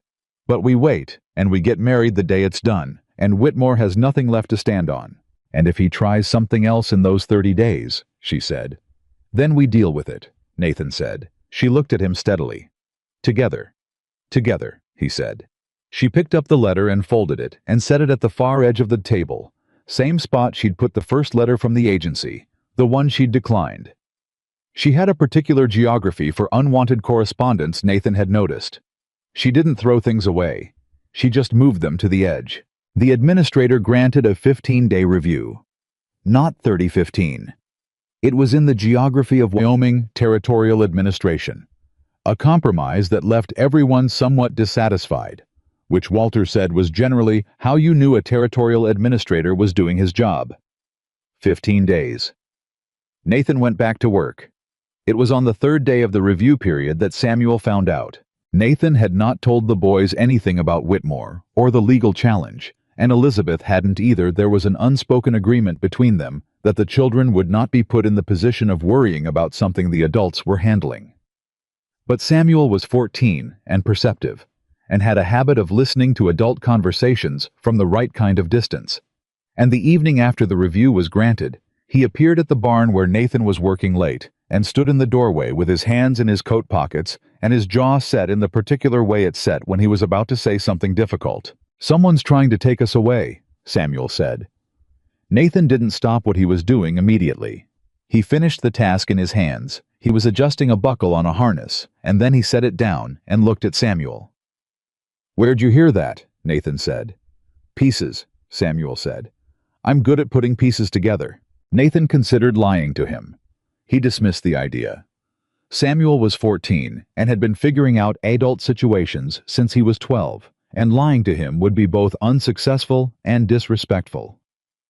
"A man named Whitmore," Nathan said. "From Denver. He made a claim against our arrangement with the agency. There's a legal review." "Can he take us?" Samuel said. The words were flat and specific, and the steadiness of them cost him something. Nathan could see it in the set of his shoulders. "No," Nathan said. "How do you know?"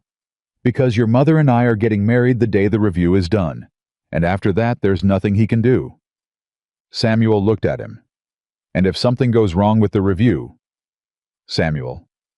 "If something goes wrong," Samuel pressed. Not panic. Just this 14-year-old who had learned that adults said things would be fine, and sometimes things were not fine, and who needed to know the actual answer. Nathan crossed the barn and stood in front of him.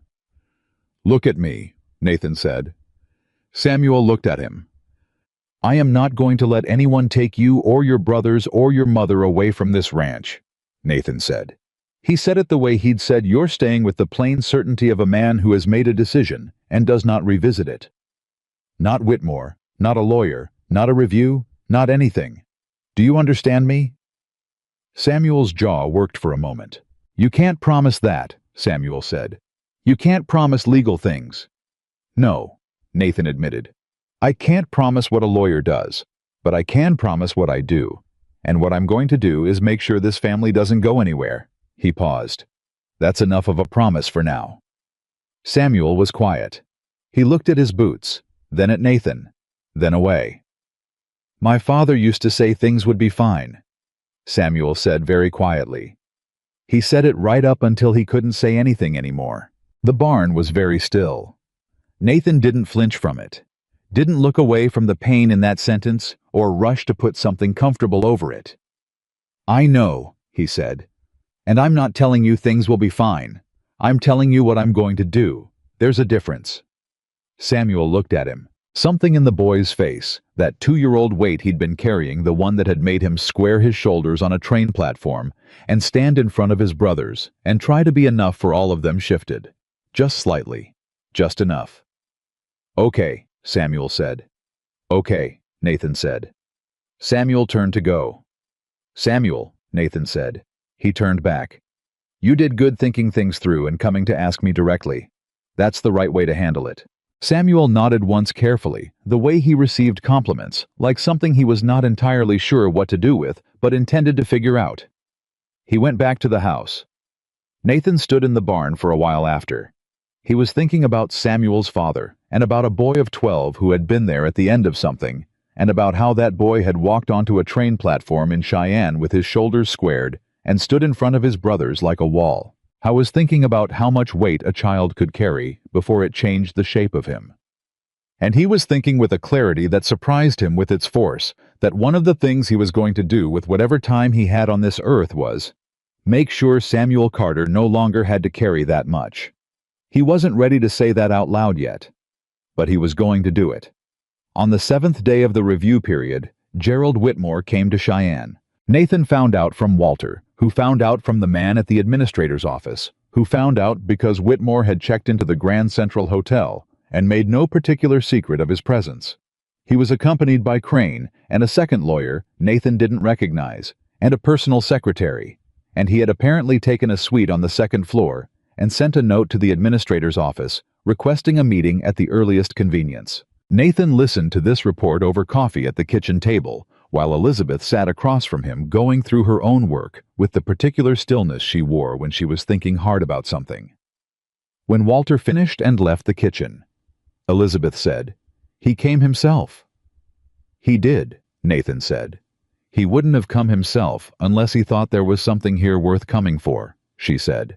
"He thinks he can appeal to you directly," Nathan said. "Without the letter, without the lawyer, in person." She looked at her papers. "And can he?" "Elizabeth." "I know," she said quickly.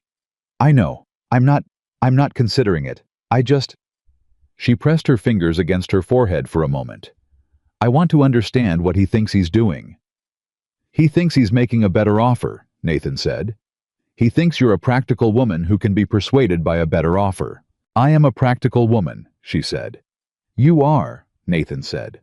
"But you're also a woman who knows the difference between a better offer and the right place." She looked at him. That look, the one he was still learning all the dimensions of, the one that lived somewhere between appreciation and something much more guarded, something she'd been protecting for a very long time.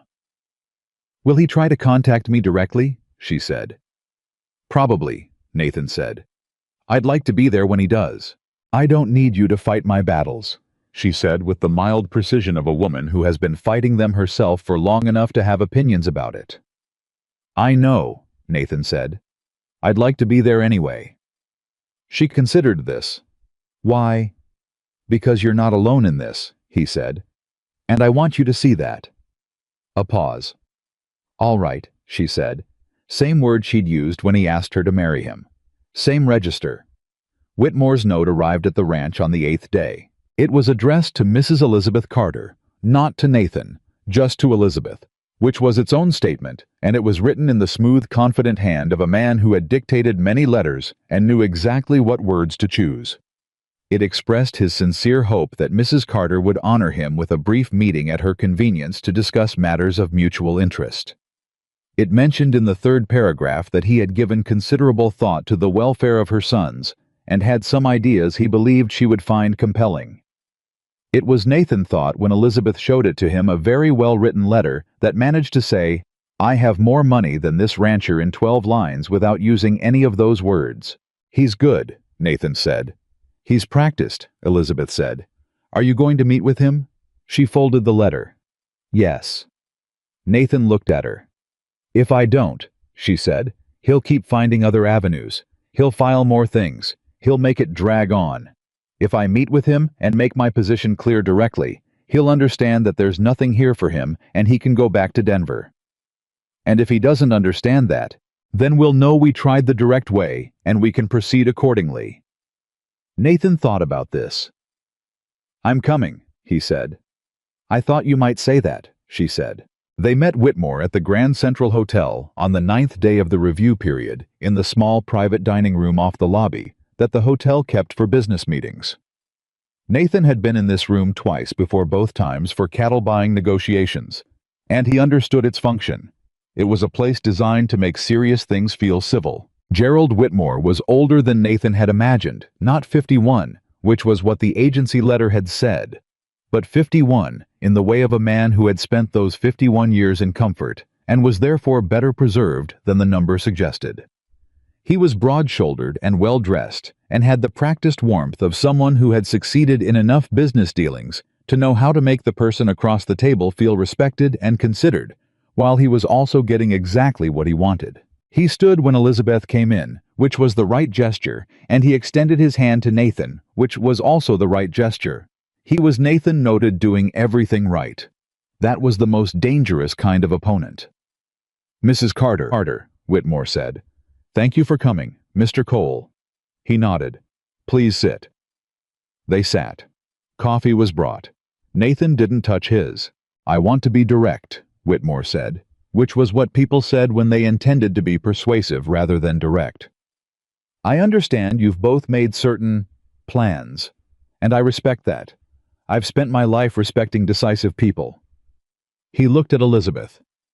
"But I wonder if I might share some thoughts as a man who has your son's futures genuinely in mind." "My son's futures are not something I need another man to manage," Elizabeth said pleasantly. Whitmore absorbed this without flinching, which meant he'd expected it. "Of course. But Mrs. Carter, Wyoming is—" He paused carefully. "This is a hard land, a cattle ranch in a hard land. I've looked into the coal operation. It's respectable. It's working." He nodded toward Nathan, acknowledging something. "But 4 growing boys need opportunities. Education. Prospects. In Denver, I can offer your son schooling at the Harrison Academy. I have connections with 2 territorial banks and a railway company. When your boys are old enough—" "Mr. Whitmore," Elizabeth said. He stopped. "My son Henry," she said, "repaired a piece of farm equipment last week that Nathan and his foreman hadn't been able to correctly diagnose in 2 months. He's 11. My son Thomas has read every agricultural reference book on this ranch and is already thinking about spring cattle management. My son Samuel works this land every morning before breakfast. And my son Benjamin—" She paused. "My son Benjamin has decided Nathan is a good man, and he made that decision on evidence, and Benjamin does not change his mind." Whitmore looked at her. "What my sons need," Elizabeth said, "is exactly where they are. Not a school in Denver, not railway connections, not your version of their future." She held his gaze with complete steadiness. "Their future is being built right now, on that ranch, with that man." She did not gesture toward Nathan. She didn't need to. "And that's not something I'm interested in negotiating." A silence. Whitmore looked at Nathan. Nathan looked back at him and said nothing, because Elizabeth had said everything, and he was not going to reduce it by adding to it. Whitmore was quiet for a long moment. He looked at his coffee. He looked at his hands. He looked at the wall between them. Then he said quietly, "She won't change her mind, will she?" It was directed at Nathan. "No," Nathan said. "She won't." Whitmore nodded slowly. "The review," Whitmore said. "I'll instruct Crane to withdraw the filing." Elizabeth's hands, which had been very still on the table, moved slightly. "Today," Nathan said. "Today," Whitmore said. He sounded tired. Not defeated exactly, more like a man who had run a calculation and found the result wasn't what he'd hoped for. "I'm not in the habit of pursuing situations where the outcome is already determined." He looked at Elizabeth one more time. "Your boys are fortunate, Mrs. Carter. In more ways than I think you fully realize." Elizabeth looked at him. "I realize completely," she said. They left the hotel. On the street, Elizabeth walked beside Nathan in the cold December air, and neither of them said anything for a moment, and then she let out a long breath that had probably been in her chest since the 9th day of the review started. "He withdrew it," she said. "He did," Nathan said. "It's done." "It's done," he said. She stopped walking. Nathan stopped beside her. She was looking at him with an expression he hadn't seen on her before. Not the careful, controlled look. Not the working through something look. Not even the warm one she saved for the boys. Something that had been holding itself very carefully for a very long time, and had just discovered it didn't have to hold anymore. "Nathan," she said. "Yeah," he said. She didn't say anything else. She didn't need to. She put her hand through the crook of his arm the first time she'd done anything like it. This small gesture of belonging, and they walked back toward where the wagon was. The minister was available on Saturday. Nathan told Walter that afternoon. Walter took off his hat, pressed it to his chest, and said, "Thank the Lord," with such sincere relief that Nathan looked at him. "You've been worried," Nathan said. "I've been worried since December 4th, Walter said. "Yes." Nathan shook his head and went to check the fence. On Friday evening, the night before the wedding, Nathan was in the kitchen with his account books that he wasn't really looking at, and Samuel came downstairs and sat across from him. He sat there for a while. Nathan let him sit. "Can I ask you something?" Samuel said finally. "Go ahead." Samuel was quiet for another moment, turning something over. "My father," he said. "James Carter. He was a good man. He loved my mother. He loved us." His voice was even. "I'm not going to pretend he was something different than he was just because things went wrong." "Nobody's asking you to," Nathan said. "I know," Samuel said. "I just—" He looked at the table. "I want to know if you understand that you're not replacing him, that he was real and he matters, and we're not going to forget him because—" "Samuel." Nathan said it quietly but directly. "I know that." "You do." "I know his hat belongs to Benjamin," Nathan said. "I know Henry writes things down so he doesn't forget. I know Thomas got his love of books from your mother, but his way of going quiet when he's thinking from your father. I know you have his steadiness and his instincts for people, even when they tell you things you don't want to hear." Samuel was staring at him. "How do you know that?" Samuel said. "About Thomas and the books and—" "I pay attention," Nathan said simply. A silence. "I'm not here to replace him," Nathan said. "I couldn't, and I wouldn't. He was your father, and he's always going to be your father." He paused. "But I'm here, and I intend to stay here. And I'd like it if that meant something to you, even if it means something different than what your father meant. It doesn't have to be the same thing to be a real thing." Samuel looked at the table for a long time. When he looked up, his eyes were dry, but something in his face was wide open, in a way Nathan had only glimpsed once before in the barn, the morning Nathan told him he was staying. "Okay," Samuel said. "Okay," Nathan said. Samuel stood up. He pushed his chair back, in which was something Elizabeth had instilled in all four of them, and he went to the door of the kitchen. He stopped. "Nathan," he said without turning around. "Yeah, I'm glad it was you," Samuel said. "On the platform. I'm glad it was you who picked up the bag." Nathan sat at his kitchen table and looked at the place where Samuel had been sitting and felt something move through him that he did not have a name for and did not need one. He sat there for a while after Samuel went upstairs. The fire burned low. Outside the coal ranch was quiet, in the way it was quiet now, the quiet of a place that had people in it, breath in every room, the particular aliveness of a house that had become a home. Tomorrow was Saturday. And Nathan Cole, who had spent 3 years learning to live without anything that mattered, sat alone in his kitchen for the last night he would spend alone in it, and found he was not afraid. He was ready. Saturday came the way Wyoming mornings always came, fast and cold and without ceremony. Nathan was up before dawn. He dressed in the dark the way he always did, except that this morning he reached past his working clothes and took down the good suit that had hung in the back of his wardrobe since Clara's funeral 3 years ago. He had not worn it since. He had not been sure he ever would again. He put it on. It still fit. He stood in the dark bedroom for a moment with his hand on the wardrobe door. He thought about Clara, not with the heavy, breathless grief that had lived in his chest for 3 years, but with something quieter. Something that felt for the first time like genuine memory rather than open wound. He thought about 9 years and a boy they lost, and a woman who had loved this ranch almost as much as he had. He thought about what she would have said watching him stand in the dark in his good suit on a Saturday morning. She would have told him to comb his hair. He combed his hair. He went downstairs. Elizabeth was already in the kitchen. She was wearing a dress he hadn't seen before, deep green altered from something older. He could tell by the seam lines, but done so carefully that it looked entirely intentional.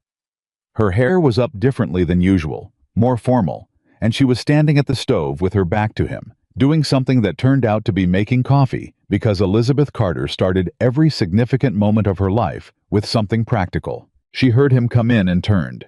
They looked at each other across the kitchen. "You combed your hair," she said.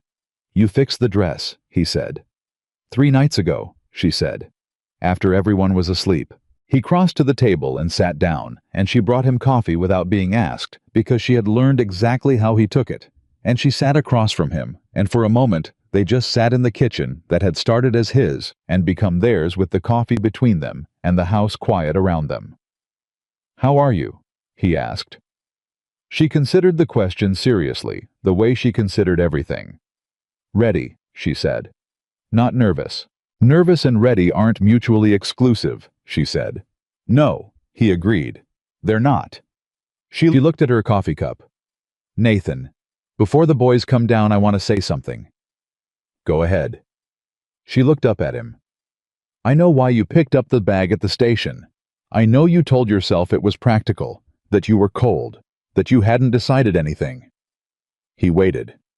You had decided, she said. You just didn't know it yet. He held her gaze. Maybe, he said. Not maybe, she said quietly. A man who hadn't decided anything would have sent the telegram the night before. You chose not to. Everything after that was just catching up to the choice you'd already made. Nathan sat with this for a moment. You've been thinking about that for a while, he said. Since about the third day, she said. He almost smiled. Why didn't you say it then? Because you needed to figure it out yourself, she said. Some people do. He looked at her, this woman who had reorganized his accounts and fixed his broken systems and talked to his horse and raised 4 boys into people he would choose, and who had apparently also at some point during the third day understood him more completely than he'd understood himself. Elizabeth, he said. Yes. I'm glad you couldn't sleep that first night, he said. I'm glad you got up and fixed the billing records. Something moved across her face, that rare thing, the fully open look. So am I, she said. They heard Benjamin's feet hit the floor upstairs. Then the particular scramble that meant he'd remembered something important and was moving with purpose. They had approximately 45 seconds before the kitchen was no longer theirs alone. Nathan reached across the table and put his hand over hers. She turned her hand over and held his. 45 seconds. It was enough. Benjamin arrived in the kitchen doorway wearing his nightshirt and his father's hat, which had somehow become part of his standard dress regardless of occasion, and stopped when he saw them at the table. He looked at their hands. He looked at Nathan's suit. He looked at Elizabeth's green dress. Are you getting married today? He said. Yes, Elizabeth said. Benjamin considered this with the gravity it deserved. Do I have to wear my good shirt? Yes, Elizabeth said. Benjamin sighed with everything he had. Then he said, Will there be food after? Yes, Nathan said. Benjamin's entire demeanor shifted. Okay, he said, and went back upstairs to find his good shirt, his priorities entirely resolved. Nathan and Elizabeth looked at each other. This time Nathan did smile, and it was a full one, the kind his face had forgotten how to make for 3 years and was apparently relearning. And Elizabeth smiled back with the particular warmth she saved for moments when nobody was performing anything for anyone. The other boys came down in stages. Henry first, already fully dressed, including the bent spectacles which he'd apparently taken to straightening against his nose as a nervous habit. Thomas with his book, which Elizabeth gently removed from his hands and set on the side table. Samuel last in his good shirt with his hair combed. Elizabeth's handiwork, Nathan suspected, applied while Samuel was still waking up looking older than 14, and also somehow younger. Walter knocked at the kitchen door at 8. He was wearing a suit Nathan had never seen before, which suggested he had purchased it specifically for this occasion, which suggested Walter had been planning for this moment considerably longer than Nathan had been. Morning, Walter said with elaborate casualness. You bought a suit, Nathan said. I've had this suit for years, Walter said. Walter. Walter looked at his hat. I bought it last week. It's a good suit. Dottie, Walter's wife, was with him, a comfortable, warm-faced woman who took one look at Elizabeth and said, Oh, my dear, in a voice that meant she approved entirely, and then promptly took over the kitchen in the way that Dottie took over every kitchen she entered, which was with complete authority and zero apology. The minister, Reverend Parks, arrived at 10. How was a spare, kind man who had married and buried half of Cheyenne County and had the specific patience of someone who had presided over many significant moments and knew that what people needed from him in those moments was steadiness. He greeted Nathan with a handshake and Elizabeth with a slight bow and looked at the 4 boys arranged in various attitudes of formal attention near the fireplace. Benjamin with his father's hat held in both hands like something precious. Henry with his hands clasped behind his back. Thomas at attention with his chin up. Samuel standing slightly apart, with his arms at his sides and his jaw steady, and said, "Fine boys, Mrs. Carter." "They are," Elizabeth said. "They will be," Reverend Parks said, with a specific warmth that meant he was looking at the whole picture Cole boys by tonight. The room went very quiet. All four boys processed this in different ways. Thomas blinked. Henry pushed his spectacles up. Benjamin looked at his hat. Samuel looked at Nathan. Nathan looked back at him. Samuel gave him the smallest nod. They stood in the main room of the Cole ranch. Nathan and Elizabeth in front of the fireplace. The boys and Walter and Dottie arranged around them, and Reverend Parks opened his book and began. The ceremony was not long. It was not elaborate. It was two people who communicated in plain things, saying plain things to each other in front of the people who mattered. When Parks reached the vows and asked Nathan if he would take Elizabeth Carter as his wife, the full formal construction to have and to hold, to love and to cherish, Nathan said, "I do," in exactly the same voice he used for everything. Flat, certain, like a man stating a fact he has no intention of ever revising. When Parks asked Elizabeth, she turned and looked at Nathan directly, and she said, "I do," with her gray eyes clear and her chin level. And it sounded like a conclusion and a beginning at exactly the same time. Parks said, "You may." Nathan did not wait for the rest of the sentence.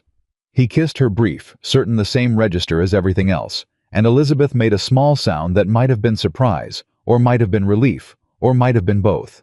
Dottie made a sound of unambiguous approval. Walter cleared his throat. Benjamin said, "Does that mean it's done?" "That means it's done," Samuel said quietly. "Good," Benjamin said, and put his father's hat back on his head. "Can we eat now?" Nathan pulled back and looked at Elizabeth, who was looking at him with that open expression, and he thought about December 4th, and a train platform, and one small suitcase, and a boy in a too large hat, and he thought about the telegram he hadn't sent. The best decision of his life had been the one he didn't make. Dottie had brought food. Of course. Dottie had brought food. Dottie had been feeding people through significant events for 30 years and was not going to stop now. And there was a table laid out in the kitchen with more food than 10 people could reasonably eat, which in Dottie's estimation was the right amount for a celebration. Benjamin ate with the focused dedication of a 4-year-old who had been promised food and intended to honor that promise fully. Thomas asked Reverend Parks 4 questions about the history of marriage ceremonies in Wyoming Territory, which Parks answered with remarkable patience. Henry showed Walter the mechanical diagram he'd been working on, and Walter, who had no particular mechanical aptitude, but had the wisdom to listen carefully to people who did examine it with complete seriousness. Samuel stayed near Nathan, not crowding him, not obviously, just near. The way he'd started standing in the barn close enough to be part of what was happening, but giving it room. Nathan noticed and said nothing, and simply let him be there, which was the right thing to do. At some point in the middle of the meal, when everyone was occupied and the kitchen was full of sound, Samuel said low enough that only Nathan could hear, "Can I ask you something?" "Go ahead," Nathan said. "The locked room," Samuel said. "On the 2nd floor, across from Henry and Thomas. You always lock it." Nathan was quiet for a moment. "It was Clara's room," he said. "Her sitting room." "Okay," Samuel said. He paused. "I'm not trying to... I didn't mean to bring up something." "It's all right," Nathan said. "Do you ever go in it?" "Not since she died," Nathan said. Samuel was quiet, turning something over. "Maybe," he said carefully. "That's something you could change. Not to forget her. Just..." He stopped. "Thomas said something last week. He said the saddest kind of forgetting is forgetting on purpose. Deciding something doesn't fit anymore and putting it away." He looked at Nathan sideways. "That room's not empty because Clara's gone. It's empty because you decided it should stay that way." Nathan looked at his 14-year-old stepson. He had picked up that boy's bag on a freezing train platform because it was cold and he hadn't decided anything. And now that boy was standing in his kitchen on his wedding day, giving him the clearest and most uncomfortable piece of wisdom he'd received in 3 years. "Yeah," Nathan said. "You're right." Samuel looked away. "Sorry, it's your business." "No," Nathan said. "You're right. I needed to hear it." Samuel nodded once carefully, after everyone had eaten, and Walter and Dottie had said their goodbyes. Dottie embracing Elizabeth for a long time, Walter shaking Nathan's hand and gripping it hard and saying only, "Good man," in a voice that meant about 14 other things, and Reverend Parks had taken his leave with Benjamin's hat nearly in his face twice during the farewell. The house settled back into itself. The boys went upstairs. The kitchen was cleared. The afternoon was quiet. Nathan went to the second floor. He stood in front of the locked room. He took the key from his pocket. He had carried it every day for 3 years, every single day, as though keeping it on his person meant he was still honoring something. He unlocked the door. He pushed it open. The room was dusty. It had Clara's chair in it, the blue one she had brought from her family's house when they married, and her writing desk, and the small bookshelf with the novels she'd loved, and a few things arranged on the top shelf that were hers particular to her, the small evidence of a specific person. He stood in the doorway. He didn't go in. Not yet. He just looked at it. Elizabeth came up the stairs and saw him standing there. She stopped. She looked at the open door. She looked at Nathan. "Her room," she said softly. "Her sitting room," he said. She came to stand beside him, not touching, just beside, and she looked into the room. "She had good taste," Elizabeth said. "That chair is beautiful." "She carried it in a wagon from Missouri," Nathan said. "Said she wasn't leaving it behind." Elizabeth looked at the chair for a moment. "That's the kind of woman she was." "Exactly the kind," Nathan said. "A quiet." "The shelf," Elizabeth said. "What's on it?" "Her things," Nathan said. "Her mother's brooch, a photograph, the book she was reading when she—" He stopped. "The book she had with her at the end." Elizabeth was very still beside him. "Nathan," she said, "I'm not going to ask you to take those down." He looked at her. "This was her home," Elizabeth said. "She built it with you, and she's not here, and that is a terrible and permanent thing, and nothing about us." She paused. "Nothing about us changes that. She was here first and she mattered, and her things should stay on that shelf." He looked at her for a long time. "I thought," he said, "that moving forward meant leaving it behind." "I know," she said. "Most people think that." She turned to look at him. "They're wrong. Moving forward means carrying it with you differently. Not putting it down. Just learning to carry it so it doesn't stop you from picking up anything else." Nathan thought about Benjamin and the hat. He thought about Henry, who wrote things down. He thought about Thomas, who had his father's way of going quiet. He thought about Samuel, who had his father's instincts and had never once pretended he didn't. This family he had acquired entirely by accident on a freezing December morning. They all knew how to do exactly what Elizabeth was describing.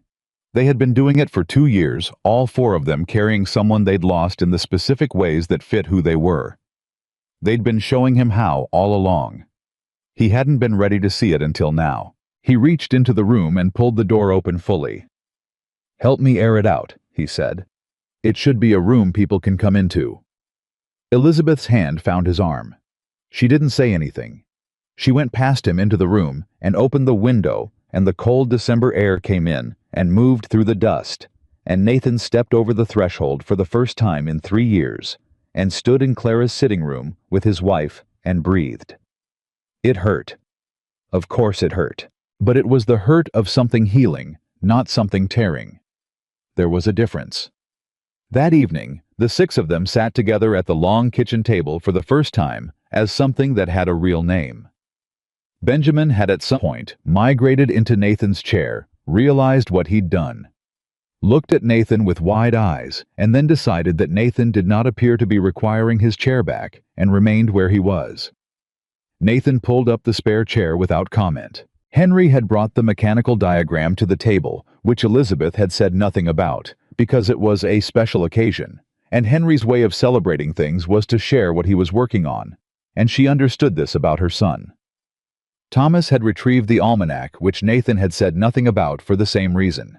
Samuel was quiet but present, passing food without being asked, and refilling water glasses, and generally conducting himself in the manner of someone who has decided that taking care of the people around him is not a burden but a choice, and who is learning slowly that those two things are entirely different.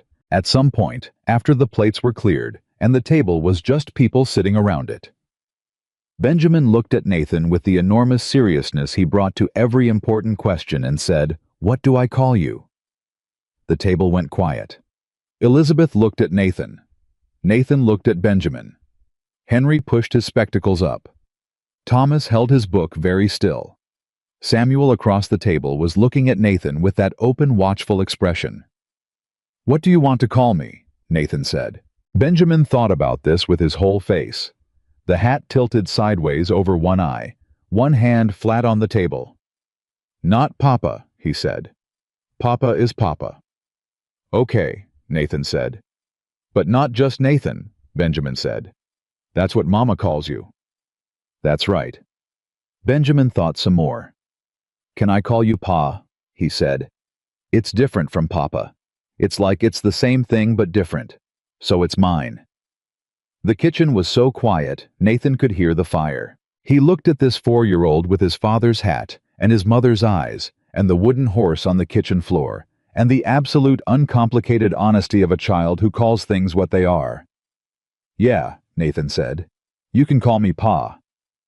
Benjamin nodded, satisfied the way he was satisfied when he confirmed the eggs were ready or the stew was done. Matter settled. On to the next thing.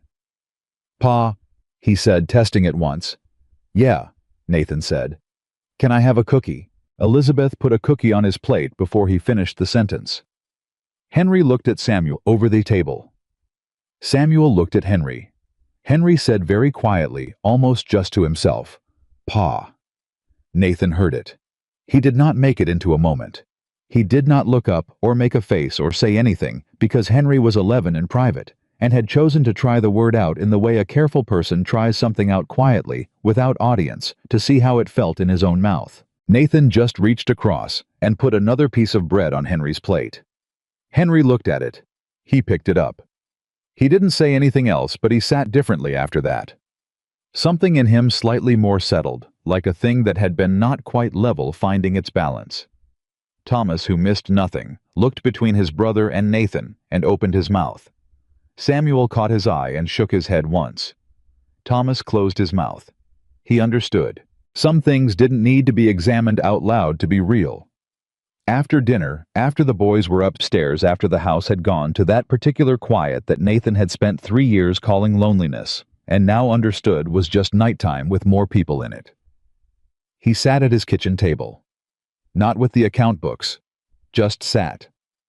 Elizabeth came back downstairs. He hadn't heard her go up, but she'd apparently gone to check on the boys, and she sat across from him. "Benjamin's asleep," she said. "He fell asleep before I finished the first sentence." "Long day," Nathan said. "Long month," she said. He looked at her, his wife, which was a word he was going to have to practice until it felt as real in his mind as it already felt in his chest, and he said, "Are you all right?" She considered this with her usual seriousness. "I'm better than all right," she said. "Good," he said. "Are you?" she said. He thought about the sitting room with the window open and the cold air moving through. He thought about the key in his pocket, which he had left in the door when he came back downstairs. He thought about Henry's voice saying "Pa," quietly testing it, and the particular way that word had hit him square in the center of something he thought was finished. "Yeah," he said. "I am." She reached across the table, and he took her hand. They sat in the kitchen of the Cole Ranch on the evening of the day that changed everything, and the fire burned, and the house breathed around them, and somewhere upstairs 4 boys were asleep in rooms that had been empty for 3 years. 3 years of silence. 3 years of a house being just a house. And then a train had pulled into Cheyenne on a freezing December morning, and a woman had stepped onto a platform and looked directly at him and said, "If you want us to leave, we will." And he had picked up a bag. That was all. He had picked up a bag. And 4 months later, a locked room had a key left in its door. A bent-spectacled boy had tried out a new word for a man he was learning to trust, and a 4-year-old in his father's hat had claimed a chair at a table that had been empty far too long. Nathan Cole had spent 3 years believing that the life he'd had was the best life he was going to get, and that what came after loss was only the long, quiet business of enduring. He had been wrong. The family he never asked for turned out to be the family he had needed all along, and the lonely rancher who once feared having people to lose had discovered at last that having people to come home to was not a burden. It was the only kind of